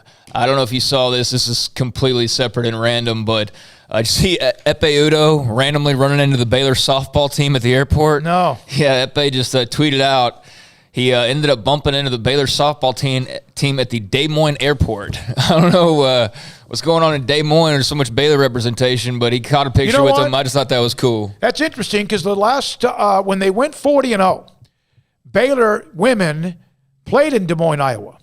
And they beat Tennessee in one of those games with Pat Summitt's last ever game. The great Hall of Famer, the late Hall of Famer, on their way to going 40-0 because then they went to Denver. But they beat Tennessee in that regional in Des Moines, Iowa. And one more Baylor basketball, just a little comment. Did you see that Scott Drew tweet with that Swarovski crystal basketball that they received? No, I haven't seen that? I saw a picture just now, Jerome Tang on his feed with Alvin Brooks. Wow, I have not seen that. Yeah, Scott Drew, check it out if you haven't seen it. Armstrong, can we pop that up real quick before the break? Yeah, he put it out about 2 hours ago. He said, one of the most unique gifts Baylor basketball has received. This ball is made out of Swarovski crystal. #joy. And for those who won't be able to see it, it's an orange basketball with a big white Nike swoosh and a BU logo, and it's just decked out in like gems. I mean, whatever they used for that, it's gorgeous, shiny and sparkly and everything else. So that's going to be really cool in the trophy case. All right. Or on his desk and wherever. Mickey Spagnola will come up next, and then Craig will have his off-the-radar stories and notes and nuggets at 4:45. Kevin Curtis, the cornerbacks coach at Baylor, will join us, by the way, a little after 5 o'clock, around 5:15 today. A couple of other notes as well. The PGA Tour, and we'll get to this in the 5 o'clock hour, the bonus program that they've developed for the impact you have on the tour, not just the wins and what you do, top 10 finishes or whatever, not the FedEx Cup. Impact. In other words, like maybe like their own version of name, image, and likeness value on the Pro Tour. Most of the time you call that endorsements. But now there's going to even be more money available for what is the impact. And if Tiger was still playing, he was still on the tour, and even now that he's not playing and may never play again, he should get part of that pie just because of what he set him up for to have that available anyway. We'll get back to some of your calls as well. We have text messages on Coach Mulkey and the topic we had at the start of the show. We will open the lines up for you again today at 5. 254-339-1122, and this is SicEm365 Radio. Pickup Outfitters, your home for cat skin leather seats. They have a video, cat skin leather seats. There's a video of replacing your seats on your car, your SUV, your pickup truck with cat skin leather. And on their website, createacommotion.com, there's a video of the process. The video of the process of taking out what you have, putting in what you want when it comes to cat skin leather. And oh, by the way, when I think of cat skin leather, there's probably one or two type of colors that I think of. They have an assortment of colors of cat skin leather. And there are different types of stitching available. Maybe you want, I don't know if it's called this, but like the Western look of stitching, or maybe something different. Jay Arrett, a Baylor alum, his wife Carol, at Pickup Outfitters at 220 Lake Air Drive. They're a cat skin leather dealer. They're also authorized as a cat skin leather installer. And on the website, if it's something that intrigues you or interests you, go to createacommotion.com and look for the video about replacing the seats in your vehicle with cat skin leather. They also have all of the other bells and whistles and what you need, the necessities, bumpers and grill guards and fenders and more. But they also have cat skin leather replacement kits as well at Pickup Outfitters at 220 Lake Air Drive, createacommotion.com. Waco Regional Tennis and Fitness was built to help give you a chance to enjoy elite tennis facilities and also remain fit or reshape your body. Now Waco Regional Tennis and Fitness has gone through its own physical changes. There are 7 large flat screens stretched across the main and improved weight room with Wi-Fi available and their own app to enjoy news, business, weather, or sports channels. The beautiful sound of active treadmills and elliptical machines, group exercise classes throughout each day, a new ballet bar for bar classes, a new look lounge and bar with beer and wine with more large flat screen screens available, touchless water fountains outside each spacious men's and women's locker rooms, showers, sauna, and whirlpool. Upgraded PA system throughout the world-class tennis courts and lessons for adults and juniors. I promise you'll look and feel better. You just need to walk through the front door. Also, Waco Regional Tennis and Fitness with personal trainers Christy London and Randall Corley. 40-plus group exercise classes, including twice-a-week boot camp. So start today, not tomorrow, at Waco Regional Tennis and Fitness on Lakeshore Drive in Waco.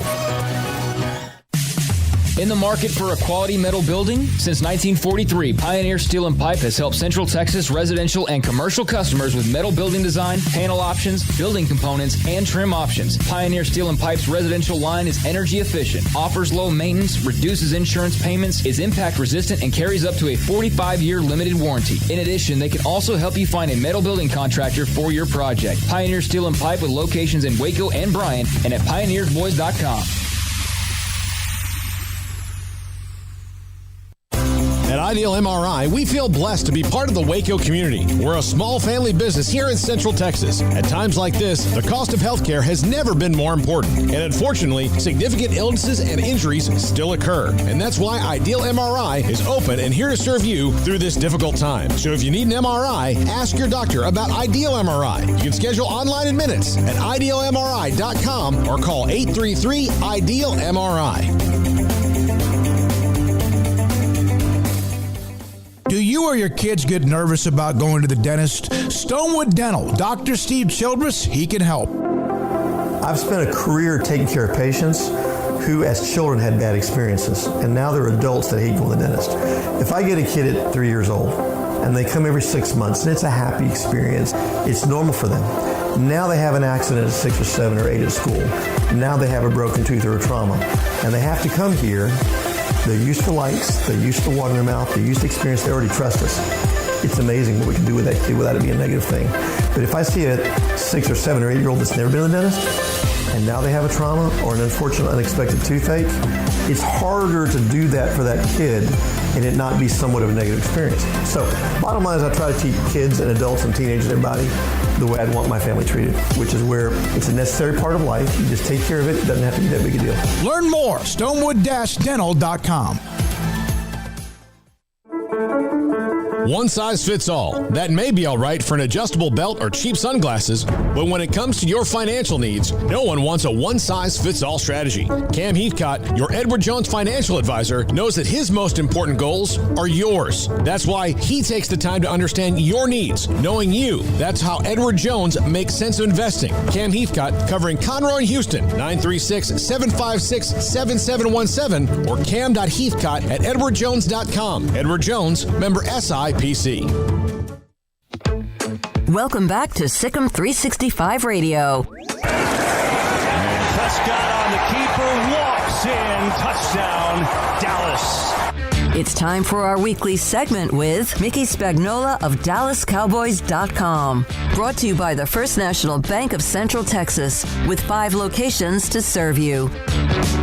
All right, here we go, this 4 o'clock hour. Thanks to Jim Nagy for jumping on with us, former scout, now part of the Reese's Senior Bowl, Mobile, Alabama. Appreciate his time. Analyst for ESPN, Mickey Spagnola, DallasCowboys.com. Okay, Mickey, now we're a week away from today. We don't have him. Oh, you don't have him yet? No. Oh, okay. Huh. Sorry about that. I was reading a couple of notes. Let me see here. Here's a note for you. Clemson has reversed course and announced that it will not eliminate track and cross-country programs. They had announced that, I guess, a while back. Kind of one of those, I guess, COVID things where some universities either were forced to make a decision. Clemson, I can't imagine, would be one of those. National football title money they brought in, but they were going to eliminate their men's outdoor and indoor track and field and cross-country programs, but instead they are going to keep those programs. So that's just a minor note, and good news for college sports or young athletes, especially in South Carolina, that dreamed of running cross-country or track for Clemson. I did have this college football note, and, of course, it was right in front of me right here. College football overtime. Are you going to do that one? Yeah, you asked me that the last segment. You said yes, right? Yeah. Okay, I'm going to clear that away from it. Okay, that's good, because I was about to screw that up. Go ahead. No, it's not that big of a deal. All right, now, we got him? I was just trying to tap dance a little bit. Mickey Spagnola, Dallas No? No. Wow. What's going on, Armstrong? The number you've given me and the number I had saved is being answered by a lady with a really thick Southern accent. And when I ask for Mickey Spagnola, she has no idea what I'm talking about. Well, the other one I don't really know what the problem is. Well, you know what? Paul Maybe has changed numbers. Will you text Paul and ask him? Yeah, that's the number I have on file from Paul. Okay, all right. Weird. I'm going to ask him to call you. What is your number? I'm not saying that over there. Come on, Armstrong. What's your number? People yeah. Yeah, I'll ask him to call you and we'll get him on, but we're not going to have a lot of time. Well, I don't think there's really a whole lot to talk about. I mean, I don't think we'll need one of those 25-minute Cowboys segments that we'd have maybe during the season. With the draft coming up, it's pretty much draft. It's pretty much that's the focus right at this point. Free agency is wound down, and we'll get to see who the next great defender or wide receiver is for the Cowboys. All right, he should be calling. Yeah, he should be calling you. Now, on the text line, we've had more of you call in. Stephen, I didn't mean to sound that angry. I didn't think he sounded angry. I think he sounded defiant. From Daniel, I know you can't trust, he actually said, by the way, Smokey, sometimes grass is greener somewhere else because it's fertilized by BS. I hope Kim stays. Too many reasons to mention here. I thought the one with Diane was funny about the fact that she was on her way in late for Pilates class and had to cut her off. I cut her off in the turn lane earlier this morning in Waco. Football Bob. Coaches work their heart out for their program, their players, and the school. I have never known any coach to give less than their best all the way up until the day they decide to leave. This is in reference to signing Jordan Lewis, the transfer from Alabama. But I think Baylor is the only place Kim will coach until the day she retires. This is my opinion. Kim is not only above using her platform to promote an agenda, she believes it's right. It's her right. She's committed to Baylor. That's my opinion. Still no? Nothing? Okay. All right. From Scotty B., Kim also said timing in life is always the reason to make career decisions, and she has also said she's had other chances to leave Baylor. I think LSU nibbled one time over a decade ago, and we know that the others have as well. Having someone want you is a compliment to Baylor. Having another school froth at the mouth, the fan base froth at the mouth because, one, she's from there. They're desperate for women's basketball to be a factor. It's been a while. I know women's basketball history pretty well because my alma mater, Stephen F. Austin, used to be the nuts and bolts in that same conversation. I mean, among the elite. When Sue Gunner was their head coach, when I was going to school there. She then went to LSU and spent 20 years there. She's a Hall of Fame coach. Pokey Chapman, somebody, of course, has been at LSU. They've had good teams, but it's been a long time.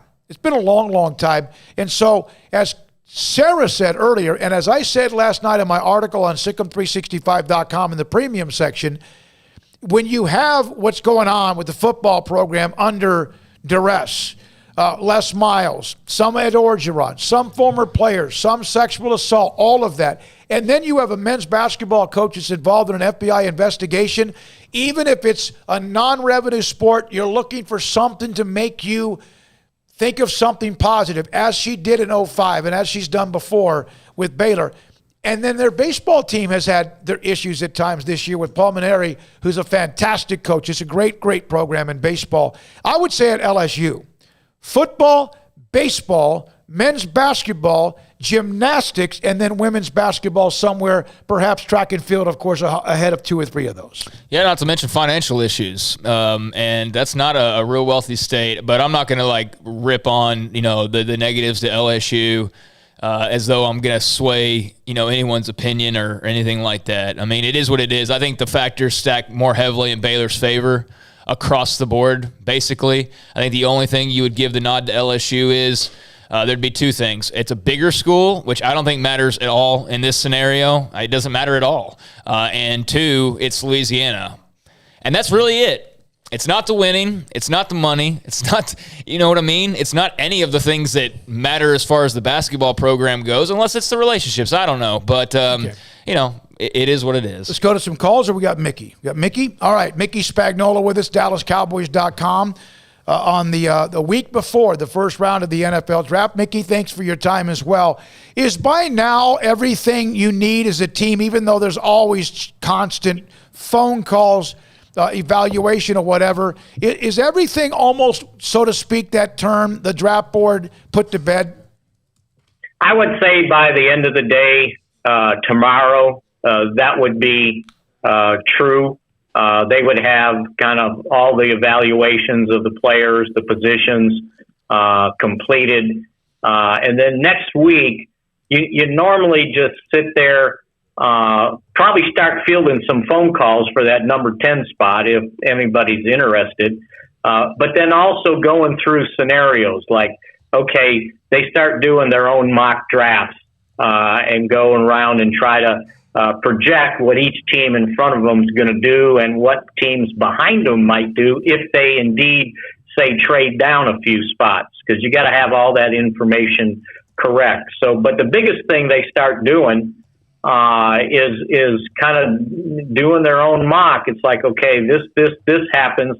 We get to our spot, and these three guys are available. What do we do? Or here comes a surprise one. What do we do? And like last year, you can plan pretty much when you're at the 10th pick.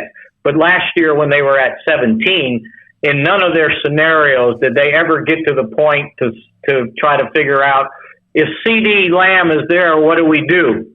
Because they didn't figure that there was no way in hell that was going to happen. I think they had him ranked in their top 5 picks. And it's like, well, no, we don't need to discuss that. Well, all of a sudden they needed to discuss it real quick. And I think it was a short discussion because it's like, there's no way you're passing up on that guy. Mickey Spagnola, Cowboys have the 10th overall pick in the draft. And so it appears that, again, draft boards change.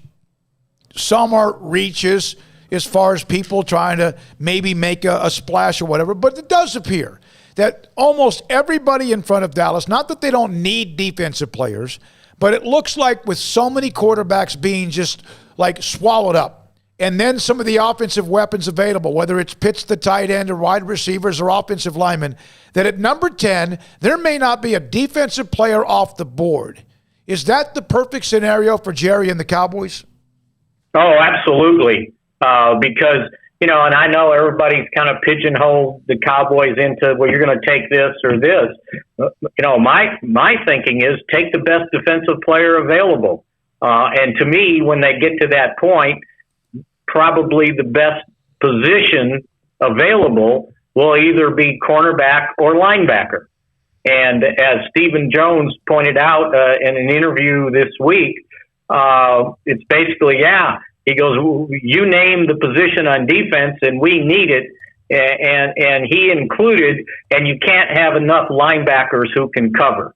So I don't know that that's tipping his hand or what, but I think between corner and linebacker, I think one of those guys should be there.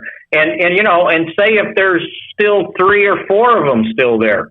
Well, if somebody calls, from 15, 14, 13, wanting to move up to 10, then it's like, whoa, okay, if I know who you're taking and it's not the person any of the people we want, and if I got 3 picks that I'd be satisfied with, and this is when your homework, your reconnaissance has to be accurate, kind of knowing what the teams right behind you are going to do, then you might say, okay, I'll trade down and I'll be satisfied for any one of these 3 guys. And that's kind of how it works.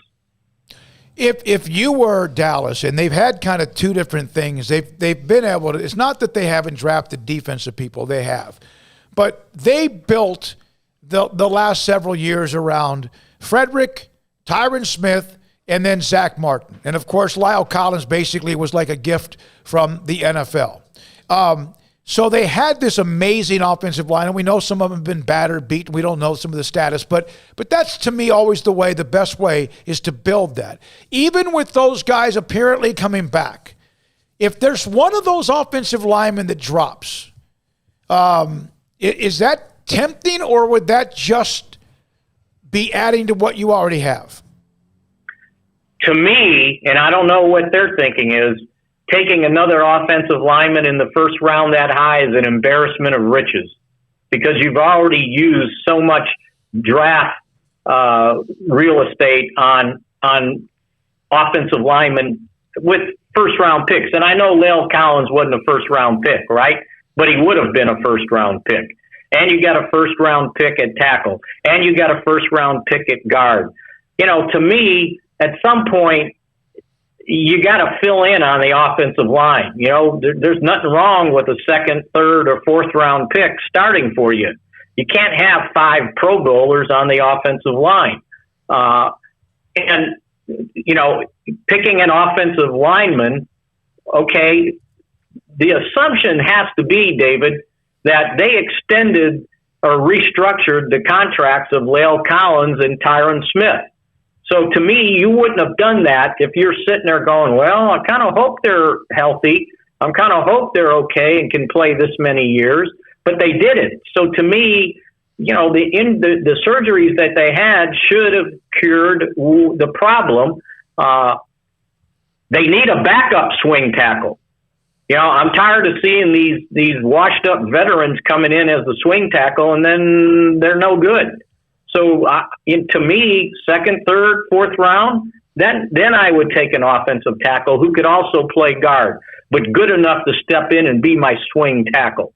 That's the way I would approach it. I don't know how they're looking at it, but all I know, and I think I mentioned this last week, you know, they gave up 473 points. They gave up 5 yards of carry in the run game, and there ain't no offensive tackle that's going to help them take care of that.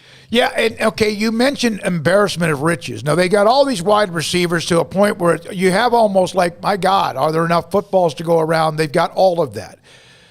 They have Ezekiel Elliott at running back and Dak under the contract as well. But it's the Pitts guy. There's no way he drops to 10 because I don't think Jerry would wait for them to even be on the clock. He might go run to Cleveland to take that pick. I don't think so. Really? I don't think he'll be there, and I don't think they would run to go take that pick. Okay. Because the tight end, like the offensive tackle, is not going to help them defensively. Jerry, right? But Jerry likes toys. Can Pitts stop the run? Because that's the problem they had last year, right? Yeah, you're right. They gave up the second most rushing yards in franchise history. And if they can't stop the run, you don't earn the right to rush the quarterback. And if you can't, you know, if they're just running, what's the cornerback going to do for you? So again, they got to figure out some way. And I know, look, the draft is not just for the 2021 season; it's to go forward. And I get it with the Pitts thing, but again, you know, when Dak was healthy, those first 5 games, other than the opener, they were averaging 36 points a game. And they only won 2 of those 4 over those 4 games. So at some point, I just think, as tempting as it might be, you've got to be able to bring in some defensive personnel to at least allow you, when you score 36 points or 38 points or 34 points, that you can win a game, which they lost those last year. Then remember, they needed to score 40 to beat Atlanta that had scored 39.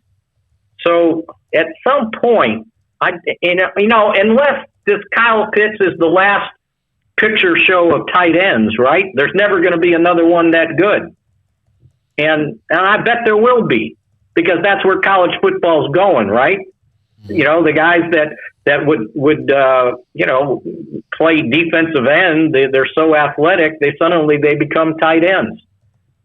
So yeah, and so I just don't see. And I know what Jerry said, you know, about being intrigued. Well, hell yes, he's intrigued. Everybody's intrigued by the guy.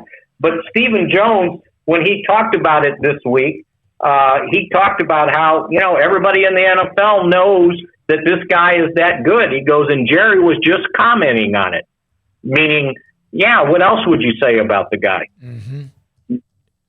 Yeah, he likes toys, though. You know that. You can't. Well, I understand that. I get it. But he also likes to win. You know, and unless he thinks, you know, Dan Quinn's the miracle worker, which he needs to be, by the way, he needs to be the best offseason acquisition the Cowboys get to fix that defense and get it playing closer to what they did the year before. I mean, they gave up an average of 10 points a game more last year. 10 or more. Mm-hmm. And that was after only giving up 20 in the opener and actually playing better down the stretch, a little bit anyway. So they got to fix that, whether it be a corner or a linebacker. And who knows?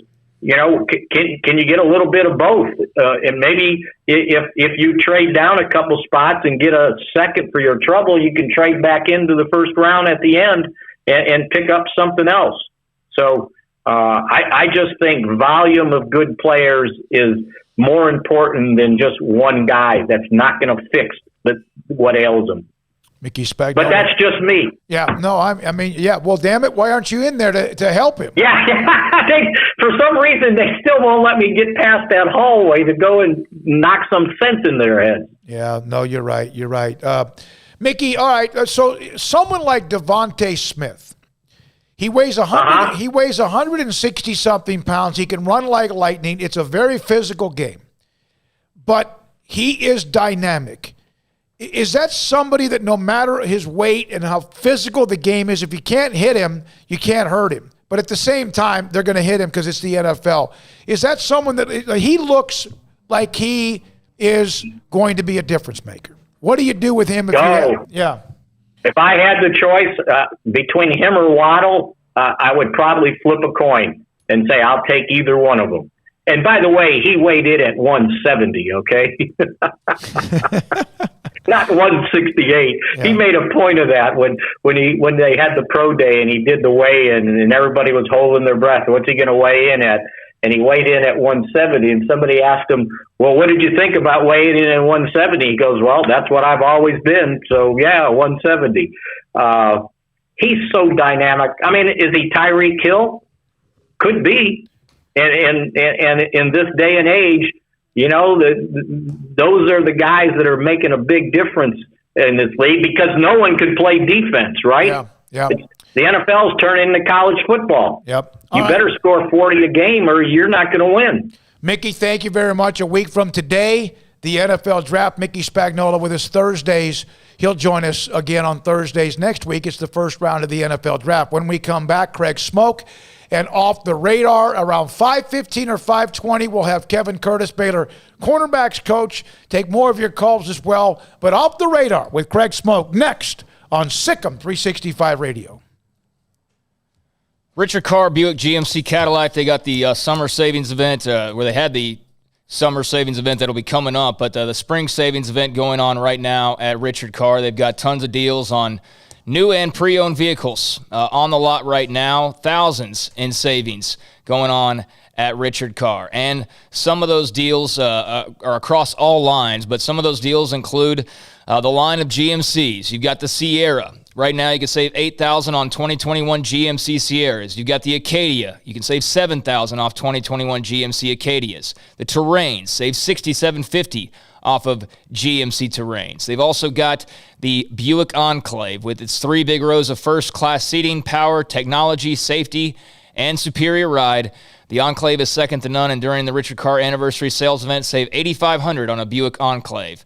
They've also got the power and luxury combination of the GMC Sierra. Save $8,000 on the 2021 GMC Sierra. As I mentioned, the deals on the Acadias and the Terrains as well. And Richard Carr Motors not only has all of these great deals, but they're your local family dealer and proud Baylor Bears who want to earn your business with great prices, free oil changes with a new purchase, and priority warranty service on all vehicles purchased. So stop by their cleaning and disinfecting showroom to take a test drive and check out all of these great deals, or let them bring the test drive to you. It's the big 22-year anniversary sales event going on now at Richard Carr, and Richard Carr Motors says Sic'em Bears, and congratulations to the national champion Baylor men's team. Boozers is the wedding ring store and more. If you're ready to get engaged or already married and want to upgrade your wife's ring for a special anniversary, Boozers is the place to go. With the largest selection of premier quality diamond engagement rings and wedding rings in Central Texas. They have 7 cases with over 300 styles of rings from top designers like Natalie Kay. Choose from yellow, white, or rose gold, plus beautiful top quality loose diamonds. With an in-house jewelry, they can also custom make anything you want. Bring in a picture or drawing and let Boozers create your one-of-a-kind pendant or ring. They can even use some of your old gold and diamond jewelry to create something new. At Boozers, you'll find a great selection of quality timepieces, and Boozers is the place for expert watch maintenance and repairs too. They specialize in expert Rolex watch repair for fine jewelry, watches, custom work, and more. Go to Boozers on Valley Mills and Lake Air Drive in Waco. Boozers, the wedding ring store and more. Listen, in the past couple of years, we've had a lot of people moving in from out of state to Waco thanks to Chipper and JoJo.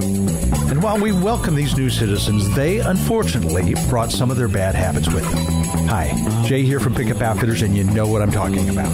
Naked trucks. You'd think everyone moved here from McNewtville. But we shouldn't judge them, we should help them. For example, when you see a recent transplant truck from a less civilized state like California, instead of saying, "Your truck is disgusting, your bed is exposed, get a bed cover on that truck, buddy," that's a bit harsh.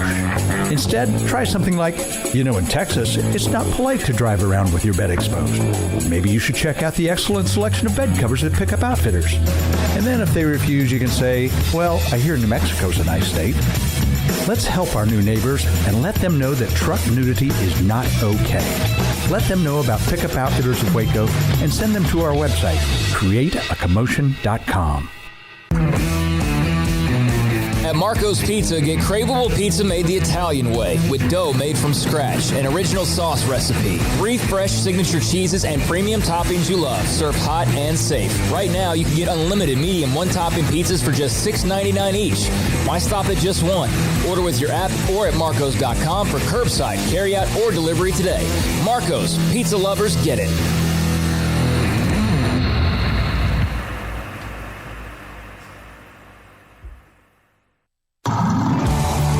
It's time to fire up the grill, heat up the oven, or get that deep fryer going to enjoy the top quality products at Waco Custom Marketplace. Order 30-pound sacks of live crawfish by 6 on Wednesday. Pick up on Friday afternoon after 2 or Saturday. Enjoy the weekend. 30-pound sacks of live crawfish available right now for $4.25 a pound. Find all the crawfish boil ingredients you need, including red beef potatoes, sausage, corn cobbettes, and Louisiana boil seasoning. Make your order for live crawfish by Wednesday at 6. Pick up on Friday after 2 or all day Saturday, and enjoy the weekend. Waco Custom Marketplace, your home for fresh baked kolache, cinnamon rolls every day. Butcher shop to cut your steaks the way you want. Fresh seafood, summer sausage, boudin, house cured and smoked bacon, spices, seasonings, soup mixes, and more, and weekly gift boxes for any occasion. Waco Custom Marketplace, 425 Lake Air Drive in Waco, or WacoCustomMarketplace.com. From the first workout to the last practice, sports is an incredible and rewarding challenge. Hi, this is Dan Ingham with the First National Bank of Central Texas, and we're proud to support each athlete, every parent, and our educators. From families, small businesses, to the biggest industry, we're here to help. With remarkable products like our free First mobile app, we've got banking ideas that fuel big dreams. That's the First National Bank of Central Texas. Familiar faces making local decisions. Member FDIC, Equal Housing Lender. Stepping into the boots of a U.S. Army officer can add confidence and leadership skills to your son or daughter's career path. See all the things they can achieve in our boots at GoArmy.com. U.S. Army Waco Recruiting Company, 254-598-8131 or 254-776-1543. Welcome back to SicEm365 Radio. The Sic'em365 Radio Live Guest VIP Hotline is sponsored by Stonewood Dental. We are all in this together. All right, here we go. Kevin Curtis, Baylor cornerbacks coach, will join us as part of the 5 o'clock hour, among a couple of other things, and also more in calls and texts from you. A lot of you on the speculation involving whatever happens next with Kim Mulkey and the women's basketball program. All right, time for Craig's segment. Every Tuesday and Thursday with Off the Radar. All right. Well, here are some stories that are going on that we don't necessarily, bog down on or that we talk a whole lot about, but try to bring some stories outside of our normal conversations to the table to comment on. And so we'll start off with Texas Tech basketball. Obviously a transition going on there. Mark Adams, the new head coach, replacing Chris Beard. And they had a rash of guys, declaring that they were going to transfer. And in one case, Mac McClung, their guard, announced that he would be, looking at the NBA draft. He had entered the transfer portal. And now Mac McClung has come out with a tweet, Ashley Hodges' favorite player, and says that he is withdrawn from the transfer portal, although he is still considering the NBA draft. But if he does come back to the college game and leaves the NBA takes his name out of the NBA draft hat, he would return to Texas Tech. He would not go anywhere else. He would return to Texas Tech, so he is withdrawn from the transfer portal. Yeah, he can be explosive. I think he wore down a little bit as the season went on. Baylor, when they just mauled Chris Beard and Texas Tech in that game at home to close out the year, he can score, but I don't know. He's not much of a defensive player. His height is probably an issue. Of course, Stephon Curry, I'm not trying to compare to him. I never thought he was going to enter the draft officially. I mean, he did, though. I guess he's in the draft. Yeah, you're talking about he took his name. I thought he took his name out of the transfer portal. He did. And now it means officially he's open to the draft. Yeah, okay. But if he comes back to college, he's going to go to Texas Tech. Yeah, no, that makes sense. That makes sense. Do you think he's going to be drafted? I don't know. I don't know where he's viewed. I mean, some people seem to think he's like the greatest thing since sliced bread. I think he's better than average. I don't know what he is as an NBA prospect. I tell you what he has, no conscience, and that's not a negative. It can be. He has kind of, for Texas Tech, that Matthew Meyer type confidence. He doesn't forget. He's a smart-mouthed white boy. Yeah. He doesn't take any S, he's got a little attitude to him. And that's how I view it, at least. I view them in that same sort of kind of rebellious kind of punk mode. And I mean that as a compliment mostly. So, yeah, Mac McClung's either going to go to the NBA or will be staying at Texas Tech. We will see how that ends up turning out. The NCAA has announced some new rules changes. That includes with their overtime. Overtime rules now in college football will require teams to try a 2-point conversion during the second overtime rather than the third overtime like it was previously. So now, if it goes to a second overtime, teams will have to go for a 2-point conversion after a touchdown.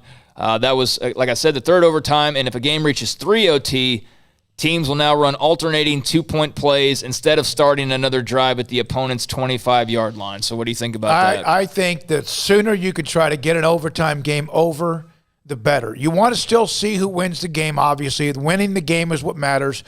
But when you have the game like A&M, who was the game with Alabama, LSU, and A&M. And A&M, and then you had the one in Arkansas with somebody that went crazy. I just think that make rules to where overtime it can still, you're going to have a winner, but do it quicker and as quickly as you possibly can and move on.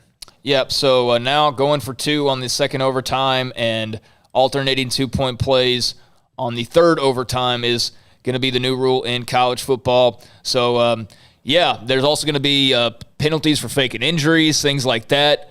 So they're tweaking the game just a little bit. The Washington Football Club says they are not close to naming their new mascot, or if they'll even have a new mascot. Perhaps they remain the Washington Football Team. But the team had sent out surveys to their fan base, ticket holders specifically, asking them to look over a variety of potential new names and choose the 2 that they most prefer. So they did get fan input on this. There were 2 survey documents that were sent out. Some of the names that were tested out on the fan base: the Aviators, the Wild Hogs, the Presidents, which would be just the most boring. Oh, God. What a boring name. Yeah. Capital City Football Club, which, why not just be the Washington Football Team? Yeah. Like, it's the same thing. Ambassadors, Monarchs, Riders, the Wayfarers, Griffins, which I don't know. With Robert Griffin and the Redskins history, I don't know if they'd want to be the Washington Griffins. No. Warriors and Red Wolves were also on there. Those have been a couple of the most popular. Renegades, DC Football Club, Swifts, Commanders, Rubies, Rising, Armada. Those are some of the names. You like any of those? No, I tell you what, this is going to sound nuts. I kind of like where they are. And I think most people actually do. I have gotten used to it. I thought it was a little bit nuts, a little bit crazy. I also know that they had the change.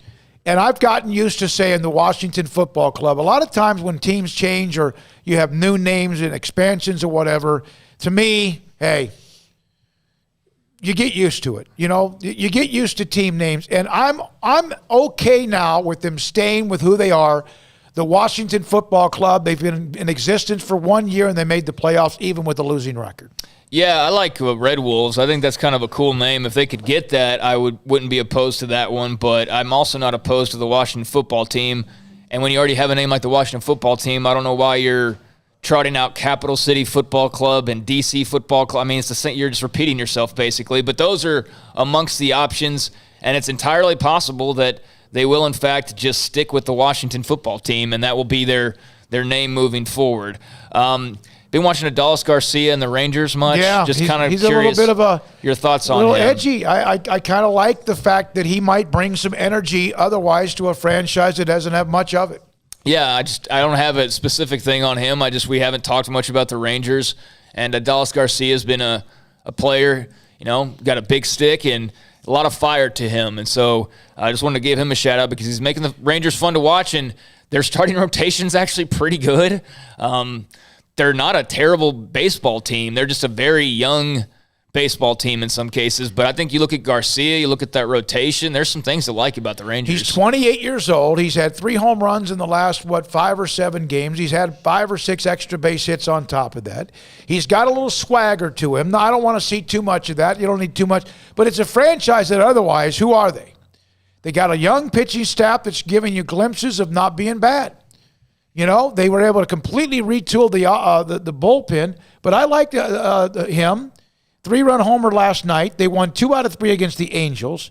And now they have the White Sox, who are a team loaded to be really, really, really good. Youth and also some big banger names. And they start a series against them. They're just 9-9. Yeah, and I don't know who it was. I forgot to grab the tweet, but they pointed out that statistically, I do believe the Rangers have the best starting rotation in either the AL or in baseball right now, which is pretty remarkable to think about. Just a couple more notes here. One, we talked yesterday about the NFL's new rule with numbers. They're going to allow more number freedom for certain positions, and the GOAT doesn't like it. Tom Brady says it's going to make for a lot of bad football, this number change. He went to Instagram and said it's going to be tough for guys to know who they're blocking. It's going to be tough for guys to identify the normal player that they would pick up just based on the jersey number. Like, hey, that guy's wearing 70-something. That means that's, the direction I need to go. But now, if a guy's wearing like 11, is that a linebacker I'm picking up? Is that a D lineman I'm going? Is that a corner? So for Tom Brady, he says he's not a big fan. And if they're going to do this, why not just let linemen wear any number? If you're going to change the rule, why do offensive linemen have to keep the same numbers, but everybody else is free and clear to choose? So just a different way of thinking, a different opinion on what was really a minor story yesterday. And I remember asking David Hellman, was it David Hellman or maybe it was Machota? Machota didn't have really any thoughts on it or think it was a big deal. People are like, hey, cool, like my favorite receiver can now, or whoever can now wear this number. But Brady brings up a good point as far as the effect it could have on the game, at least initially, by changing it up. Yeah, I thought when I saw that, I didn't care. I'm not a big jersey guy. I used to collect maybe a handful of jerseys, mainly college jerseys, and now I have maybe 5 or 6 in a closet that I haven't been in forever. They want to change the numbers. Tom Brady, I never thought of it that way. I never thought of it as, my God, where are they coming from? Yeah, it's not a big deal, and it won't be a big deal to him. I'm sure he'll be fine, but it's just an interesting take from somebody who plays the game on what he'll be looking at and why that could potentially have an effect. But I do think, don't you, Craig, because of what he was trying to do by breakdown, this is why he's also Tom Brady. that he's looking at it not as numbers and merchandise and sales. He's looking at it as in a football X's and O's way, while I was looking at it as, okay, if you want to be number 5, that's great. Well, yeah, like a couple of fans commented, they're like, well, just look for the different colored jersey. And it's like, no, that's not the point that he's making. It's not that he can't identify who's on the other team. He can't identify the position player on the other team, so he doesn't necessarily automatically click of like, that's the safety.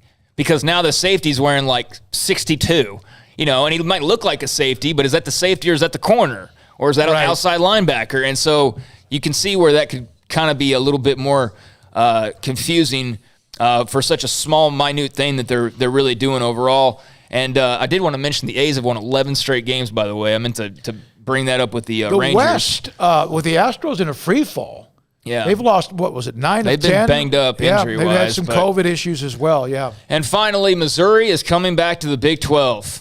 That's right, but it's in wrestling. So Missouri has rejoined the Big 12 as a wrestling school.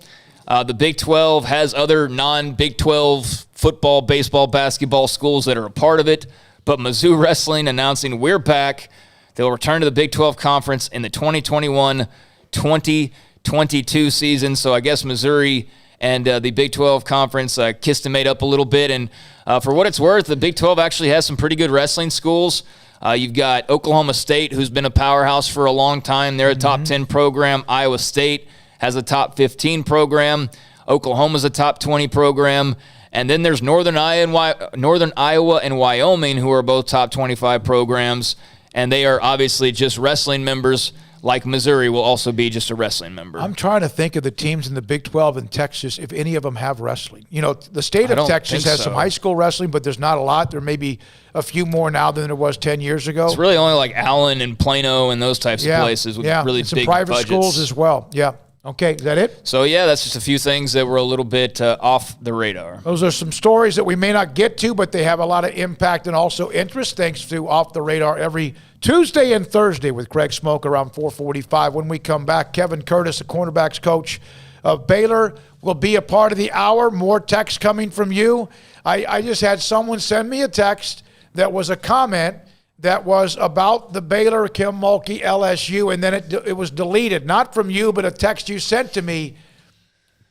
I'm going to stick to what I said yesterday and what I wrote last night in the premium section. As of the last time I could have contact with anybody, there was no contact about the LSU job. Now, it's been 24 hours. So if there has been, okay. But that's the last of what I have. And I'm going to go with what I know. I'm going to go with who I know. And I'm not going to report anything that is not from somebody that's relevant. But there is smoke, but that's okay. It also could be just part of just trying to get what's best for a program. I don't know, and I know we got to go here. I don't know if this is a Louisiana thing or an LSU thing, but I don't know that I've seen local sports broadcasters be bigger homers than LSU sports broadcasters are being right now. In one column I got put up just in case something drops on Mulkey, see no less than like 3 local anchors. Please come back to Louisiana. Please, here we go. Just come home at Kim Mulkey. From a female anchor, from this guy, an anchor for some station down there. The pitch to Kim, come home, win for Louisiana. That's someone's behind that. Another one. Kim Mulkey to LSU, and so, Ben McDonald, the former baseball pitcher, has been going back and forth on that. I saw Kramer, that's her son, who put up, name the court after Kim Mulkey. I have to be honest, and I like Kramer. We've had him on the show. I don't think that's going to be. I'm not for that. Yeah, I'm just saying. I don't know. I could say. I'll tell you this: as far as honoring people nowadays, I'm very leery of statues, just because we've seen historically how the perception of that person can change very quickly. And I'm not even talking about just in the last year around the country with tearing down old Confederate statues. Look at Joe Pa's statue. They almost built a Bryles statue. Yep. They were going to. Ian talked about it on the show. He was going to do it, and then everything broke loose. So I'm very leery of statues for those reasons, because you just never know. But also the naming thing, I think there's cool ways to name it, but I don't know. I don't know that you just automatically name the court after. I don't know if that would be enough to just have this all go away either. Is that enough to make somebody happy? Because, fan base what? and or person? I don't know. Yeah. All right. Kevin Curtis, Baylor cornerbacks coach, will join us. We'll take more of your text and a lot of you. And if you want to jump on, Armstrong has the lines lit up for us, 254-339-1122. My phone's been blowing up with text from you as well. And this is SicEm365 Radio.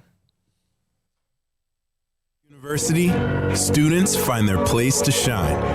They're faithful friends and inspirational leaders. They're championship teammates and independent thinkers. They're on the cutting edge of high tech and in the halls of history. If you want to make the world a brighter place, you can. And if you want to shine in your own way, you can. The spark you need is already inside you. Bring it to Baylor, where lights shine bright.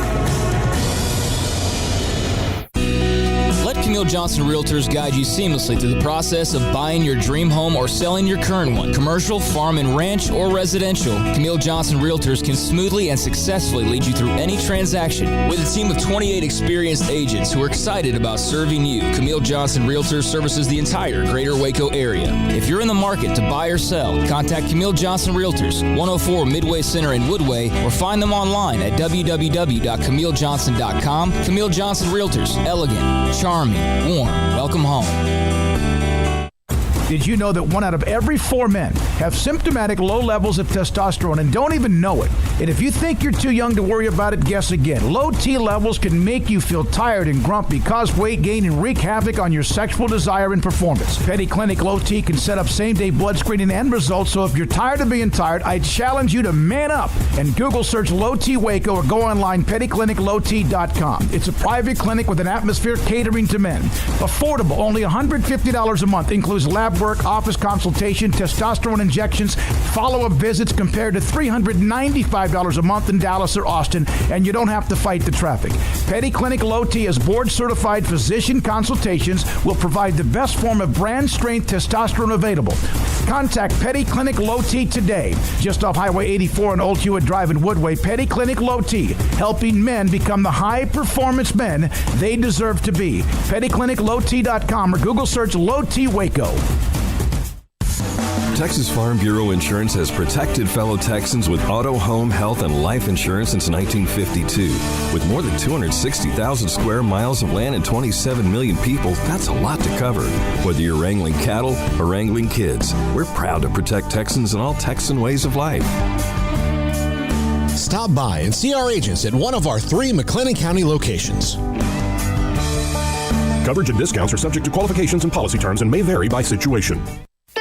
Don's Humidor, your home with a 48-foot walk-in humidor with the elite cigar brands from around the world, including the #1 cigar of the year, Aging Room Cuatro Nicaragua. Plus, they have the great brands like Macanudo and Artur Fuente, Rocky Patel, Aston, and so much more. CBD, great for sore muscles, aches and pains, sleep, Vita Dreams, and anxiety, mild depression, general health and wellness. Their staff very knowledgeable on the subject. If anyone is curious about CBD, ask Carol and Ashley. Don's Humidor in the Townwest Shopping Center off Valley Mills in Waco. Riverbend Liquor and Wine has their easy-to-access drive-thru open and convenient and clean in-store location on the corner of Lakeshore Drive and North 19th Street in Waco. Riverbend Liquor has the best and most extensive variety of craft beer selections in Waco, and Balcones whiskey, including single malt, pot still, baby blue, rye, brimstone, and the all-new lineage in stock. Riverbend Liquor and Wine, family-owned and operated, and a hidden gem in Waco on Lakeshore Drive and 19th Street. And find out more on Facebook and Instagram. Welcome back to SicEm365 Radio. Purdy over the middle. Intercepted. Tejada down the sideline. And pushed out of bounds. The 5 o'clock hour is brought to you by Edward Jones and financial advisor Cam Heathcott. Edward Jones, making sense of investing. Now, here's David Smoak and Craig Smoak. You know, most of the changes on the Dave Aranda staff were from what happened offensively with the new offensive coordinator, Jeff Grimes. Sean Bell becomes the quarterback's coach. You then have Eric Mateos, the offensive line coach, and Chancey Stuckey, who's the wide receivers coach. And Jeff Grimes, also tight ends coach. And Jeff Grimes handled the tight ends, which makes sense. And then, of course, Justin Johnson remains the running backs coach as well. On the defensive side, well, you have Kevin Curtis, who shows up and now becomes a part of the cornerback's job. Yes, they had finalized their staff, and then Brian Stewart left. After everything had finally been finalized, he got the opportunity with, Syracuse? So he went to Syracuse, and that left another opening. And so, Kevin Curtis was the guy they went after and the guy that they got. And they like him, and it appears as if the players have responded, although it's very early. Spring game coming up. Don't forget, at noon on Saturday at McLean Stadium. We'll be there with a lot of people from SicEm365 from different angles, video, analysis, the recruiting part of it, and then just what happens, the X's and O's, and what we see throughout the spring game. Here is Kevin Curtis after Wednesday's practice, Baylor cornerbacks coach. Coach, you got a real veteran group of cornerbacks. How's that been like to work with those guys? It's been great. They have taken my coaching, done everything I've asked them to do. They come to work every single day. They're listening, and you can see them trying to do it, and they're getting better. So I'm excited about the group. What did it mean to have Raleigh come back? You know what? Having a veteran guy that's played come back, it just gives us more experience in the room. And so him and Boogie and Zeke have all been leaders. So it's been great to have them back in the room. Coach, anything specific that you tried to change, or what did you try to expect from them, I guess? Well, when we're pressing, I just try to emphasize making sure that we're on top of the route at 10 yards, and so give our rush a chance. The next thing is locating the ball. The receiver gives you indicators, and when they look, you look. Just depends on what position you're in. If you're low hip, then you look inside. If you're on top, you look through him. If you're not in position, then you get ready to punch the ball out of his hands. And so that's one thing. It's just if you're a DB and you don't get your head around, you'll never make plays. Then the next thing is attacking the ball. You're the second guy there, try to punch the ball out, rip the ball. We got to create turnovers for our offense. Coach, what's your transition been like since joining the staff, kind of getting this whole new thing kind of going here? How's it been in Waco? It's been great. It's been fast. Working for Coach Aranda is great. He's a real genuine person, and he puts a lot of thought into it. And I've learned a lot since I've been here. Coach Roberts has been great. I've been learning a lot from him as well. So I'm excited about being here and a great city. What would you say is the biggest improvement you've seen so far from the beginning of spring practice to now? Well, I think where we are in our press and being on top of the routes at 10 yards and then locating the ball. They're starting to look for the ball. And when they do that, they'll be able to make plays. And so we're working this week to attack the ball in the air and come down with it. Talked a little bit about Raleigh, but Kalen's a guy, Boogie, that's been around for a long time now. Just what do you see in his skill set and kind of working with him? Boogie can run, and he is working to improve the little things. This week, I think the past 2 weeks, he's really located the ball a lot better, and he's executing the defense like we wanted him to, and so I expect him to just keep getting better and better and better, but you can tell that he wants to. So. As coaches, do y'all treat Saturday as just another practice, an evaluation day, or is it, are you looking for competition, that kind of thing? Well, for me, every day we step on this field and on our pads, it's game day. And so that's how you kind of keep from going up and down. Like every day, every time you put on the pads, it's game day. Now, if we're doing a walkthrough, it's a walkthrough. But if you put your pads on, you need to come with that mindset that it's game day and you're working and it's game speed. Now, we're always going to protect our team, and we're not going to go win at all costs, but we're going game speed. How much is the experience of the linebackers and also the defensive line? I mean, what have you seen from them being behind, and how much that helps what you guys do in the second? I mean, the D-line is doing a great job of getting pushed, taking up two blockers. The linebackers are shooting gaps and being where they're supposed to, creating great leadership. And so the safeties are communicating. They're leaders of the defense. And so it's been great. Everybody's improving. And so we're excited about just the opportunity to keep getting better and better. How much have you learned about each one of your guys just on a daily basis about, how they work, what makes them tick, stuff like that, and how beneficial could that be? Well, that's the most important thing. When you first come in, it's about getting to know those guys. And you sit down and you hear their story, hear what's important to them, and then you just keep spending time. And they understand that I care. And because I'm asking them things that are outside of football. And so, and we're going to come in and talk academics. We're going to come and talk about you. We're going to talk about football. And so they've all done everything I've asked them to do. They're really a really good group. So there's Baylor cornerbacks coach Kevin Curtis from yesterday's practice. I like what I heard from him. He kind of came in late in the picture, and it was good to hear from Chancey Stuckey as well. Their defensive backfield, the cornerbacks, they've made a couple of changes there with players moving from one to the next. And again, that's part of the fluid of spring drills, a game, and then perhaps even the offseason. And they might make more changes when they get to August.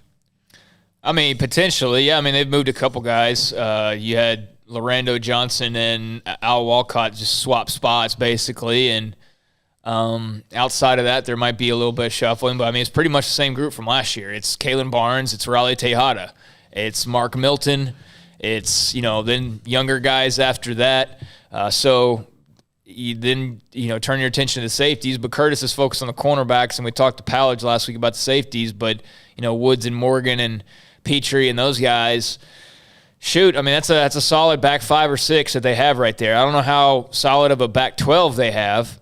Or a back 10, but they've got a solid 5 or 6 or 7 guys for sure, and and young guys like Lorando Johnson who are turning some heads and making some plays, and the Devin Neals, and I mean Al Walcott we haven't really seen a whole lot of, but I mean those are the next wave because Barnes and Tejada are going to be out of here probably after this year. Milton's not that far away either. And you're going to have that next wave of guys ready to play. So, I mean, that's not a position I worry a whole lot about. I don't worry too much about defense on this team. And, even D-line was a big question going into the offseason. They got Apalaika, and that kind of fixed everything because that doesn't sound like it's a concern really at all right now. And they sound very confident in the secondary as well. I kind of wonder still about the safety depth, but they seem to think that they've got, the numbers that they need. And, I think it'll be fun to see them just get out there. I'd love to watch Kalen Barnes without a club on his hand. And so that's been nice to just see this spring because he would have had at least 1 pick 6 last year, if not 2 or 3, if maybe even more if he got into a little bit of a rhythm with that. But, just good to see him healthy and cast-free. And there's not a whole lot to say about the defense. There's really not. Outside of just you expect them to be really stinking good. I mean, that's about, you know what I mean? Yeah. Like there's not really much. Yeah. The offense has all the questions. The defense doesn't have but like maybe 1 or 2. Well, yeah, and they just got to go make plays and stay healthy. One of the things about Kalen Barnes is that there are other players that play the position he does, but he's somebody that is so dynamic if he can get his hands on the football. He could have played at LSU. Yeah. He could play corner at LSU. Yeah. Let's put it that way. Right? I don't know that Mark Milton would have. I know Raleigh Tejada probably could have gone and proven that he could have, but he wouldn't have gotten the opportunity. He didn't have the opportunity. But Kalen Barnes is a guy that, that LSU staff who recruits blue chips, that's a guy that they would want, So there was a reason why he was recruited by everybody across the country. His size, his speed, and we haven't really been able to see a lot of his ball skills because, again, last year those were negated by the cast, and I don't really quite recall too much from the year prior as far as opportunities and things go for him. But I think this whole crop of guys that came back, I'm expecting them offensively and defensively to have massive years. I think especially the defensive guys, they just seem like they're kind of set to – they know they're good. They're not cocky. They're just very confident because they know what they're doing. They know the talent around each other. They know each other, and even the young guys are stepping up. So this defense should be pretty fun to watch. When we come back, we had phone lines available off the top of the show today, and we did that for about 2 or 3 different segments. 254-339-1122. It's SicEm365 Radio. We'll take you up until 6 o'clock. Armstrong, Sims, Jack McKenzie's gone, right? Armstrong, I've tried to order 2 barbecue sandwiches for you on DoorDash, and I'm either just completely stupid, which is sometimes when I read comments on my Twitter timeline, that's true, or I have ordered it 4 different times and there's going to be like 9 sandwiches that show up for you. I wouldn't be surprised. I'm They're going to show up at 6:03 when we're all out the door already, the way it's going. And I started the show telling everybody that I was on the verge of jumping out of an airplane today. That didn't go well. I mean, it obviously is not because it didn't go well that the parachute didn't launch. It's just the weather was not there and it was a long drive. So I'm a little tired and grumpy. And then this other stuff is just, good God. All right, 254-339-1122, SicEm365 Radio. Y'all listen up. Let me tell you something about group meals from Rudy's Barbecue. It's got all you need for all the folks you gotta feed, smoked meat, sides, and more. There's everything down to the tablecloth, just like the one that you see at the store. At a bridal shower, it's better than flowers. In a long-distance meeting, it'll pass the hours. It'll feed all the cousins at a family function. It's better than potluck at a church luncheon. Next time you need to feed 10 or more, call and order a Rudy's group meal. Next in line. One size fits all. That may be all right for an adjustable belt or cheap sunglasses, but when it comes to your financial needs, no one wants a one-size-fits-all strategy. Ben Erlinson, your Edward Jones financial advisor, knows that his most important goals are yours. That's why he takes the time to understand your needs, knowing you. That's how Edward Jones makes sense of investing. Ben Erlinson, 100 North 6th Street in Waco, 254-759-8533. Edward Jones, member SIPC. With so many companies and policies out there, it gets so confusing shopping for insurance, and I never know if I'm getting the policy that's right for me. Luckily, I met the team at the Niche Group Insurance Agency. With the Niche Group, you can go to one company and get access to coverage options from many insurance carriers, and you get to speak to a real person about your specific coverage needs. With the Niche Group, I know I'm getting the right coverage at the right price. If you need insurance, talk to the experts at the Niche Group at 1-800-258-8302. Stepping into a new pair of boots is great, but stepping into the boots of a U.S. Army officer can also add confidence and leadership skills to your son or daughter's career path. There are more than 150 occupational specialties to help them find the best fit for their future. See all the things your son or daughter can achieve in our boots at GoArmy.com. U.S. Army Waco Recruiting Company, 254-598-8131 or 254-776-1543. Born in Waco, Brotherwell Brewing exists to serve the Central Texas community with locally crafted beer of the highest quality. They want to bring Central Texas closer to the brewing experience so everyone can enjoy well-made beer as much as they do. For 2.5 years, they've been bringing high-quality beer to Central Texas at their location on Bridge Street in East Waco. Brotherwell Brewing believes in community and bringing people together to enjoy products made in their community. So for your game day, whether it's a tailgate or at home, stop by Brotherwell Brewing for high-quality craft beer made right here in Central Texas, 400 East Bridge Street, and check them out online at brotherwell.com.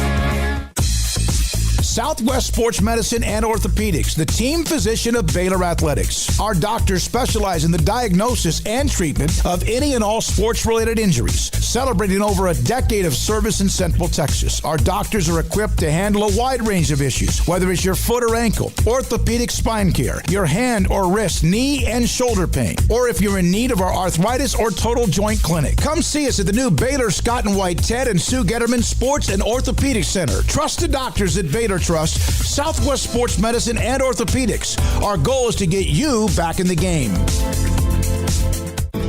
How can we help you? That's a question we ask every day at American Bank. Hi, I'm President and CEO Dana Hassel. Our commitment to our customers is what drives us. It's why we've invested in new branch buildings and technology like ITMs that let you speak to a teller face-to-face from your car.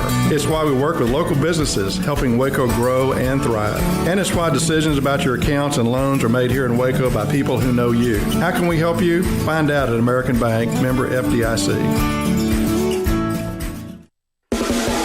Welcome back to SicEm365 Radio. SicEm365 Radio is presented by IdealMRI.com. High-quality MRIs for $497 or less. IdealMRI.com. Your health is important, so is your budget. All right, here we go. 531, Craig Smoak, David Smoak, Armstrong, Sims, 254-339-1122 is the text line. Also, the call-in line. The line is open. appreciate hearing from a lot of you earlier today. From the 214, couple of reasons this seems fishy to me, involving Kim Mulkey and any speculation she would leave Baylor. One, no legitimate reporters have tweeted it. True. Very true. Which I've brought up a couple times, that it's from like blog type. Yep. And I'm not demeaning them. I'm just saying it's not like Adrian Wojnarowski's reporting anything on this. Coaching searches rarely fly this low, especially for a name like LSU. The only AD that can pull off a secret coaching search seems to be Mack Rhoades. Also, this also sounds awfully like Mack fooled us into thinking we were getting Gundy as the football coach. I don't think Mack's playing any games here whatsoever. No, believe me. I don't think he's trying to fool anybody, if that's what you're getting at in any way. I don't think that's the case at all. At all. Number 2, after 3 of the first one. The only people following this on Twitter seem to be LSU fans. Well, they're the ones who are kind of, they're throwing gas. Oh, yeah. It's almost to the point where I see media members like licking their own skin over this. Well, yeah. Kind of like Texas when it was Saban and then sometimes others as well. Right. It's a bunch of local reporters, and I mean, look like they're probably 5-6 years removed from college. Like probably LSU, a lot of LSU grads and I would assume in Baton Rouge local television. So yeah, like those are the kind of people, and LSU blogs and Tiger Guy 47 and whoever else. That's basically where this is coming from, and that's why I'm not going like real crazy over this. Is like in talking about it, I'm not at all ruling out that there's some smoke to this, but I'm also not convinced that there's as much fire as some people on Twitter are making it out to be. Does that make sense? Yeah. Like, no, I think there's something to it, but I don't think it's like moving in the direction, just in my uneducated opinion, just my total feel on it. I don't think it's moving along like a couple of LSU fans are trying to portray it as. That's just me, though. Number 3, I've done some tweet investigations, which I don't even know how to do that. This is from the 214. All of the rumors seem to always circle back to one account that is not verified and seems to be stirring up plank to get better following, which is, of course, what people do on social media. I will say on being verified, though, that doesn't always mean anything. I mean, you're not verified, and you got plenty of news and notes, and there's plenty of other people that are good reporters that have not gotten the blue check either. And there's a lot of people with the blue check that are absolutely atrocious at their jobs and just completely skipped over like the basics of journalism. So I wouldn't go by the blue check. It is, a nice kind of confirmation tool, I guess, because typically if somebody with a blue check's reporting something, then you would hope and you would think that it would be accurate. So yeah, I do understand going by that, but there are people without it that can break big stories, and Smokey's one of them. So it's not the end all be all, but I am following your points, and I do have a lot of the same thoughts actually, kind of about where it's coming from, who it's coming from, how many people it's coming from. It's kind of all pointing in the same direction, and I honestly wouldn't be surprised if one of these LSU accounts is just trolling at this point, just because he sees she sees the reaction from Baylor fans to the possibilities of the reaction from other schools potentially. So yeah, I think there's some smoke. I don't think there's a lot of fire, but we'll see.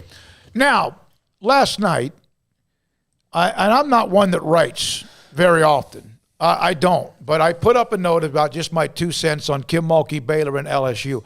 And I did this because I had spoken to a lot of the people who might be involved in this story, but also to people involved in the SEC, because I was trying to get coaches' reaction to Baylor signing Alabama transfer Jordan Lewis. And while I was on the phone with them, I was able to also ask a little bit about LSU women's basketball and a few other things. So I put up some note.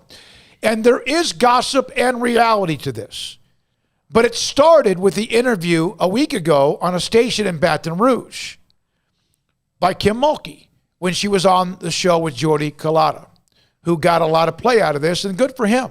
He's had her on before. It's not the first time. But that day, what happened that day is that the main topic was going to be the Naismith Hall of Fame and wrapping up the season, the loss to UConn. In fact, she's been on that show before. And that's also the day that it came out that the coach at LSU was being courted by the WNBA team in Vegas as an executive. So then you ask that question. And she then answers the question. And she said it's all about timing. She never said, I'm not leaving Baylor.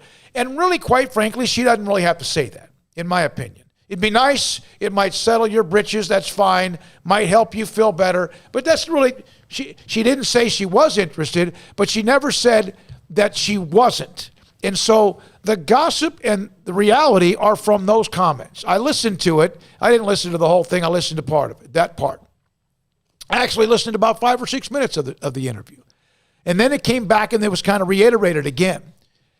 If any of you think that I would post something on a website that's written when I don't even like to write without doing a lot of homework and talking to all the various people involved, then you're wrong. Because I'd rather have not written anything. But I have enough in there, and I'm telling you right now, there are some issues that are on the table that are possibly warts and or sores. And I would think that big boy people who get paid big boy money will take care of any of these what appear to be minor, but they are issues. You can sit there and discuss whether or not someone has a right to that or not. Everybody who has a job has a right to fight for more for their job and or their program. At the same time, the biggest part of this that is probably a thorn in Baylor fans' side, Kim Mulkey fans or not, is the timing, which is what Kim said in the interview. Right after a national championship for the men, right after a very, very unbelievably attended parade, and then this. It's kind of the timing. Yeah, but she also didn't pick the timing. You know, the radio interview happened, and just so happened that it happened in that time. But yeah, you're right. I mean, it is. I mean, I don't blame anybody who's sitting there and trying to connect dots and going, weird. Men's basketball wins a national title, and like a week later, there's these rumors about Mulkey. I mean, I definitely understand anyone who's thinking from that point of view. So, yeah, I mean, I don't know. You know, there's nothing that's changed since we started 2.5 or nearly 3 hours ago. Nothing, not a single thing has changed since we started the show today. So we'll see. You know, according to the one blogger that kind of started this whole thing, there will be an announcement tomorrow. So, you know, don't hold your breath. Yeah. But I at this point, she's the Lady Bears head coach like she has been for the longest time now. Mm-hmm. And until I hear otherwise, she's the Lady Bears head coach. Meanwhile, the former LSU women's basketball coach, she still has not accepted any job. Nope. And it's been about a week now. Which is what Mac Rhodes told us Tuesday. Yeah. He goes, well, first of all, as far as I know. Yeah. And when he said that, I thought he was wrong initially because I thought it was based on the, like, just, you know, kind of reading notes and stuff here and there. I thought that she had like declared like I'm gone and I'm going to go do this and that. Like I read one thing that she was apparently getting out of basketball altogether. And then a day later it's, oh no, she's being courted for the Las Vegas Aces job. And so I don't know what's true and what's not. But I do know that I've never seen a full release from LSU on her not being the head coach anymore. It appears in every way, shape, or form outside of an official announcement that she's not the head coach anymore. But I mean, I don't even know how much bearing that really has. That's just, I guess, the only thing that matters is that the job's open as a result of that. But I don't know if it's even officially open. You know what I mean? So if you look at all the stories, if you go to Google, look at all the stories, all of them are from 5 or 6 days ago. Yeah. There's not any updates in the last, like, 4 days at least. So that's still there. So as long as she's there, and, of course, as at this point, she actually is. Now, LeBron James.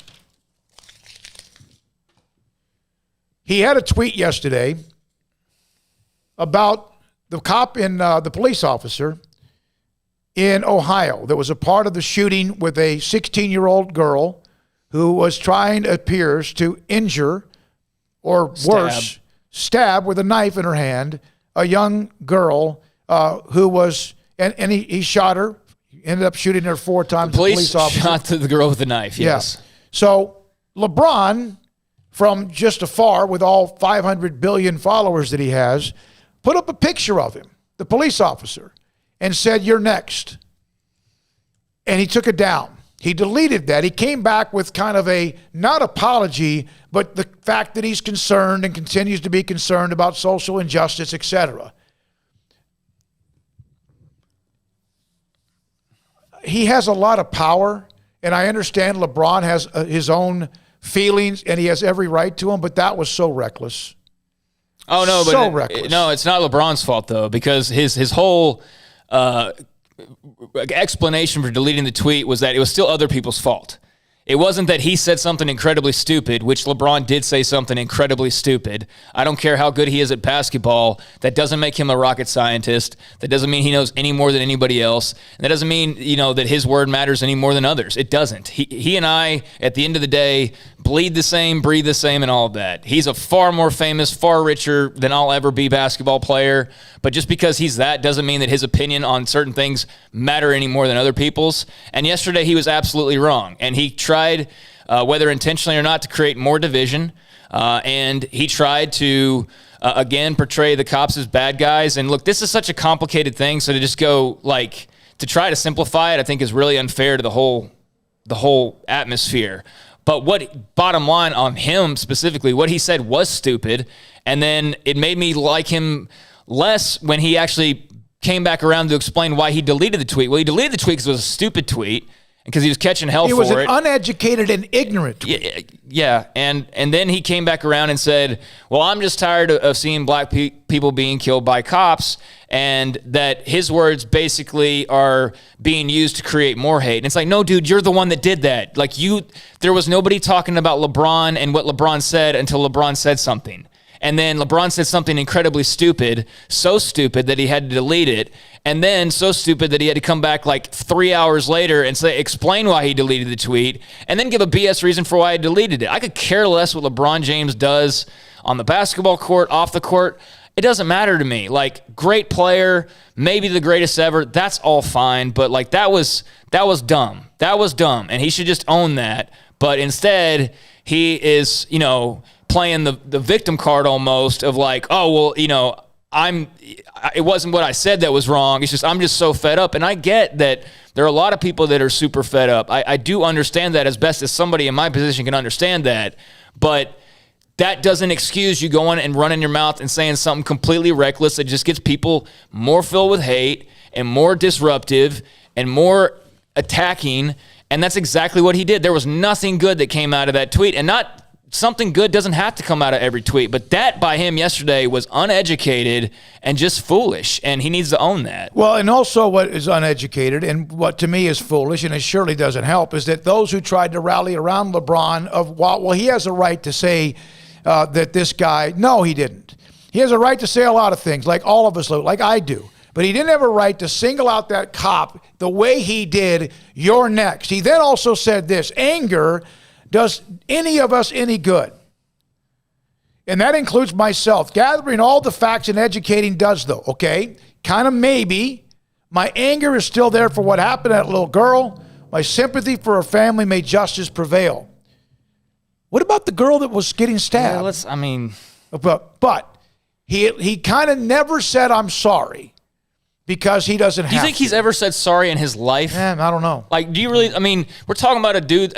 This is just such a more complicated thing than just breaking down a guy's quote and all that. I don't know how he grew up, his background and all that, but LeBron James has himself lived a very privileged life, and that does not mean he has not encountered racism. I am certain that he has and all that, but he has to. My whole thing on this, just bottom line, my whole thing on this is LeBron has to know by now the sway that he has and the power that his words have and his actions have.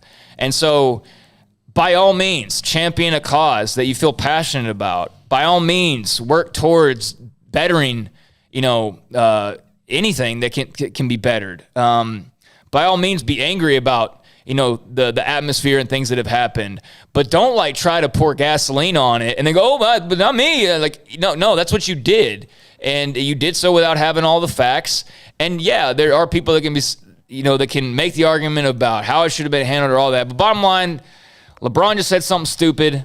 And instead of just admitting that, he tried to double down, and I just think it's a bad look. But all right, whatever. There we go. I agree with everything across the board. Now, earlier today, I don't even like talking about it. I don't even like talking about it. Well, I understand because it could turn into just something that people aren't. The problem because it's complicated too. You know what I mean? It's but it's not complicated that he made a stupid and ignorant tweet. No, but it's you almost have to explain everything in order to get to just what he said was stupid. You know what I'm saying? Because I'm not trying to I don't need to explain myself. You know what I'm saying. Whatever. Now, earlier today, I woke up early and I drove to a place called Dallas Skyline Airport, whatever it's called, in Texas. And Alfredo Ferrer of the United States Army They're one of the sponsors of this show. And, of course, there's the Waco, U.S. Army Waco Recruiting Company with Dominique Williams and others. But it's called the Dallas Skydive Center, and it's up north of 30, and it's near Rockwall and Greenville. I believe that's the next city. And I was going to jump out of an airplane, or at least I was going to see if I was ready to jump out of an airplane. Now, Armstrong was having fun with this earlier because he said, Armstrong, I never remember. Craig, would you do this? You said yesterday no doubt. When I was younger, probably 10 years ago, when I was in my 20s, I would have definitely done it. Now, probably not.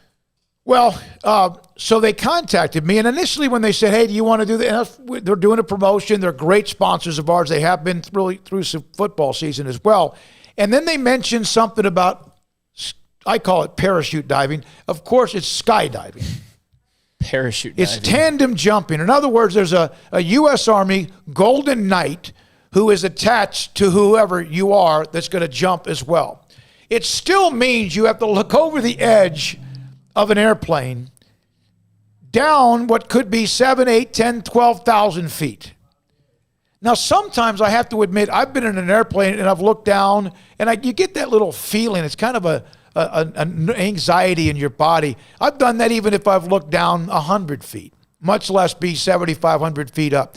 Well, the problem is today, at least when I was there, and eventually had to drive back to be a part of the show, is that the clouds were about 6,000 feet clearance, and they needed 7,500. And they were about to take another flight up. And what they do, they take you up, and at times might even take you up so you can get used to the height even before you're going to jump, and perhaps take you up again, and then okay, I think I could do this.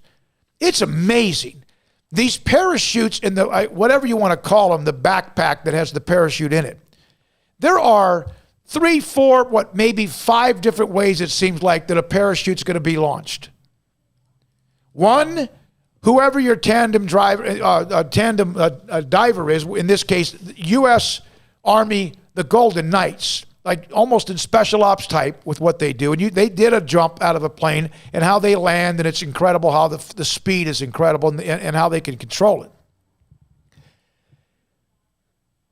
But there's also this little white parachute, I don't even know what they call it, that when you jump, it immediately almost comes out of the parachute backpack of the tandem of the Golden Knight. And what it does, it kind of like calms things down. Because otherwise you're going how many feet per minute, a second.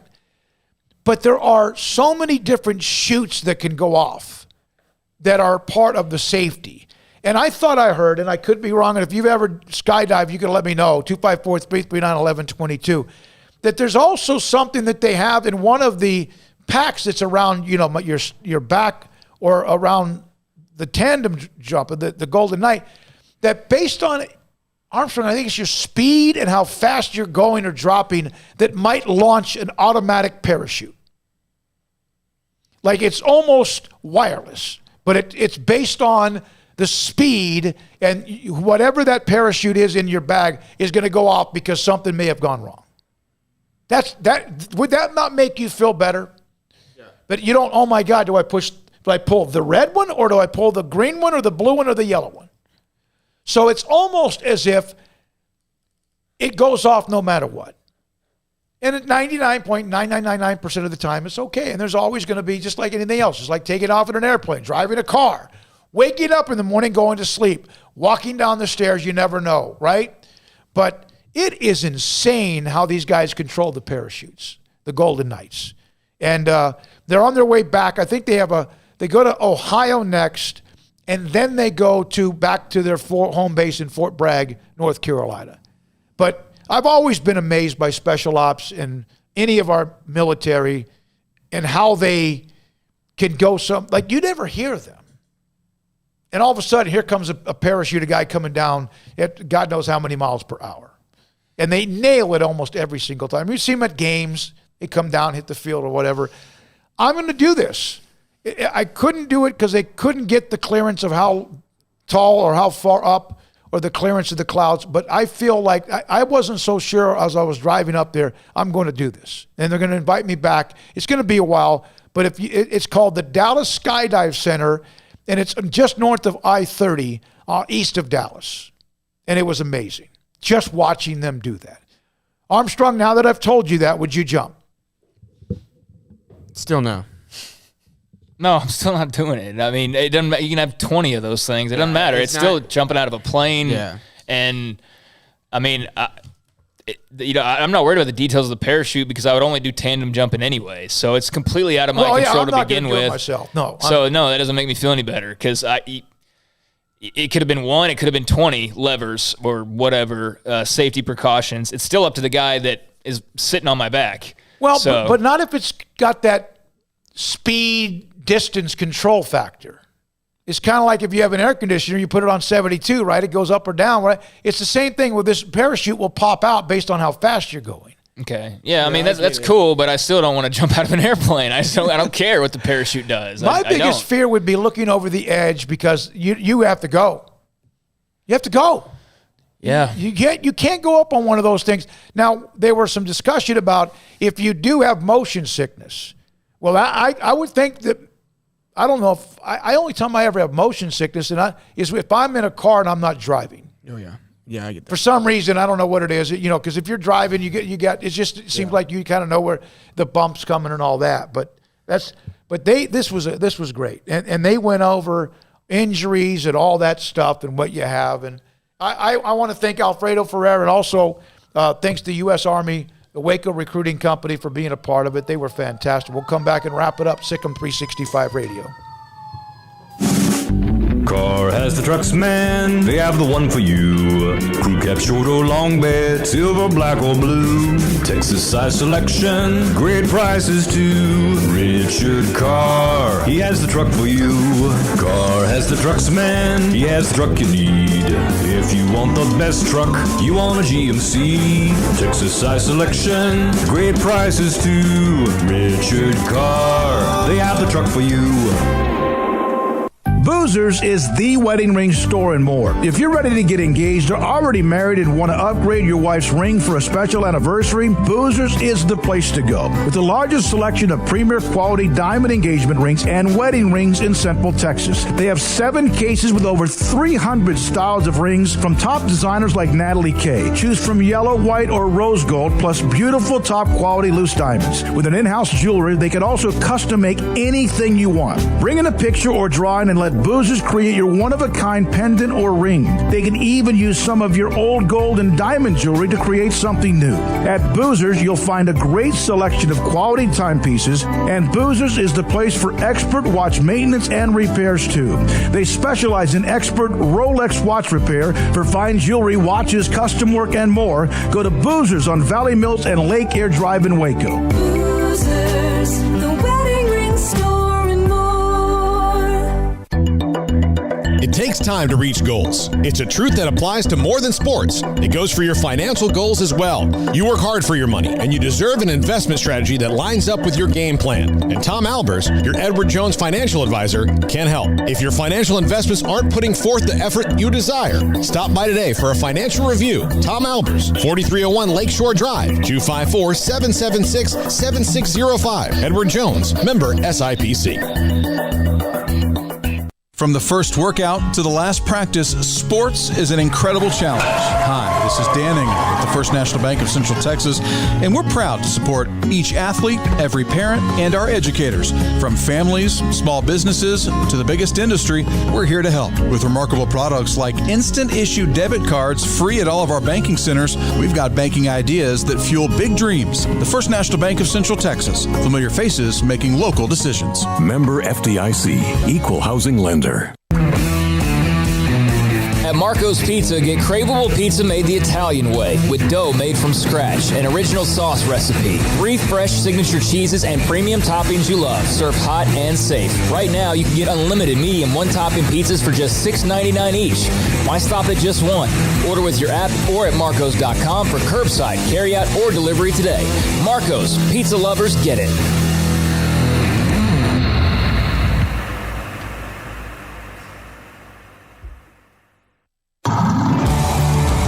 time to fire up the grill, heat up the oven, or get that deep fryer going to enjoy the top quality products at Waco Custom Marketplace. Order 30-pound sacks of live crawfish by 6 on Wednesday. Pick up on Friday afternoon after 2 or Saturday. Enjoy the weekend. 30-pound sacks of live crawfish available right now for $4.25 a pound. Find all the crawfish boil ingredients you need, including red beef potatoes, sausage, corn cobbettes, and Louisiana boil seasoning. Make your order for live crawfish by Wednesday at 6. Pick up on Friday after 2 or all day Saturday, and enjoy the weekend. Waco Custom Marketplace, your home for fresh baked kolache, cinnamon rolls every day. Butcher shop to cut your steaks the way you want. Fresh seafood, summer sausage, boudin, house-cured and smoked bacon, spices, seasonings, soup mixes, and more, and weekly gift boxes for any occasion. Waco Custom Marketplace, 425 Lake Air Drive in Waco, or WacoCustomMarketplace.com.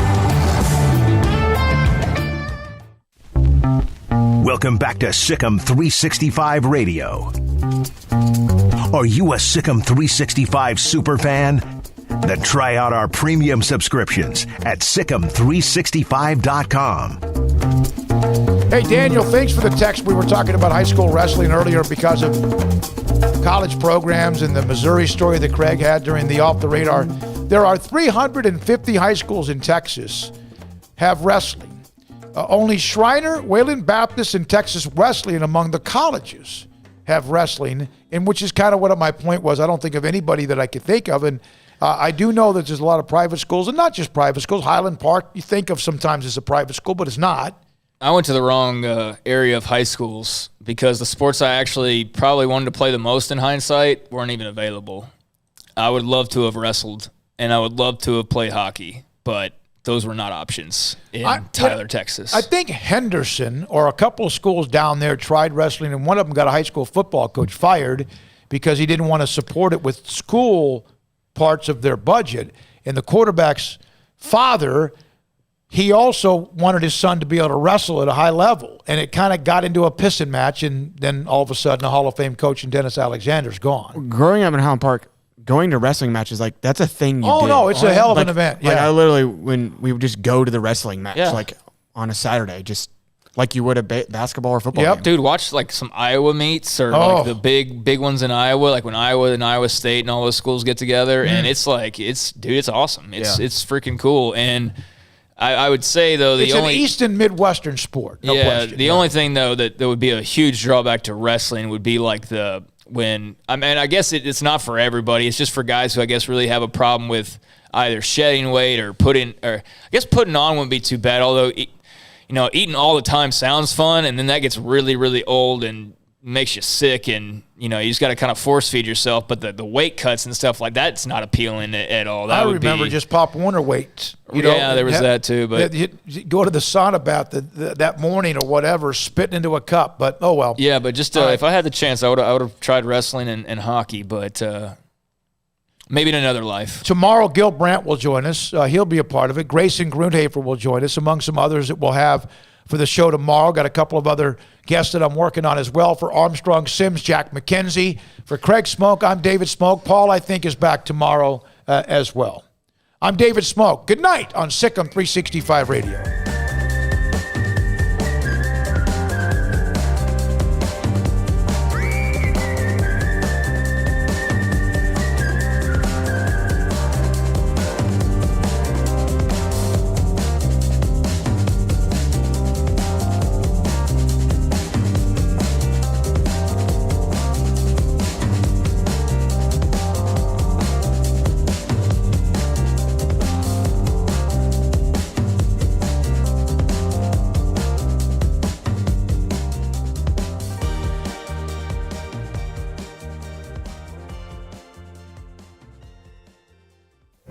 Stepping into the boots of a U.S. Army officer can add confidence and leadership skills to your son or daughter's career path. See all the things they can achieve in our boots at GoArmy.com. U.S. Army Waco Recruiting Company, 254-598-8131 or 254-776-1543. With more than 160,000 alumni worldwide and counting, the Baylor family is growing.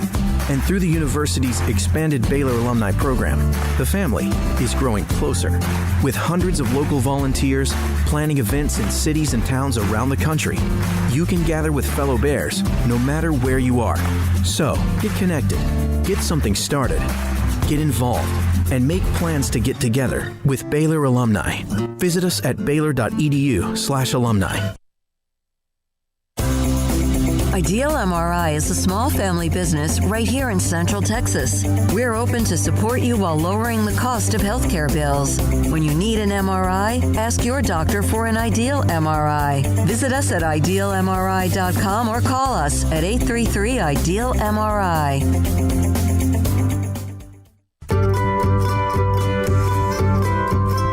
You want to know why Stonewood Dental is so successful? Listen to what happy customers have to say. Pleasant. It's different than any other dentist's office. I really feel like they care. And it's not that you're here for 2 hours waiting on someone to take care of you. It's quick and easy, and I bring my kids, and my kids love being here too. They really love the treasure box. Staff is really nice and accommodating, real friendly. You feel more like home. It's not sterile looking. Everybody has their own personalized rooms with decorations and decor, and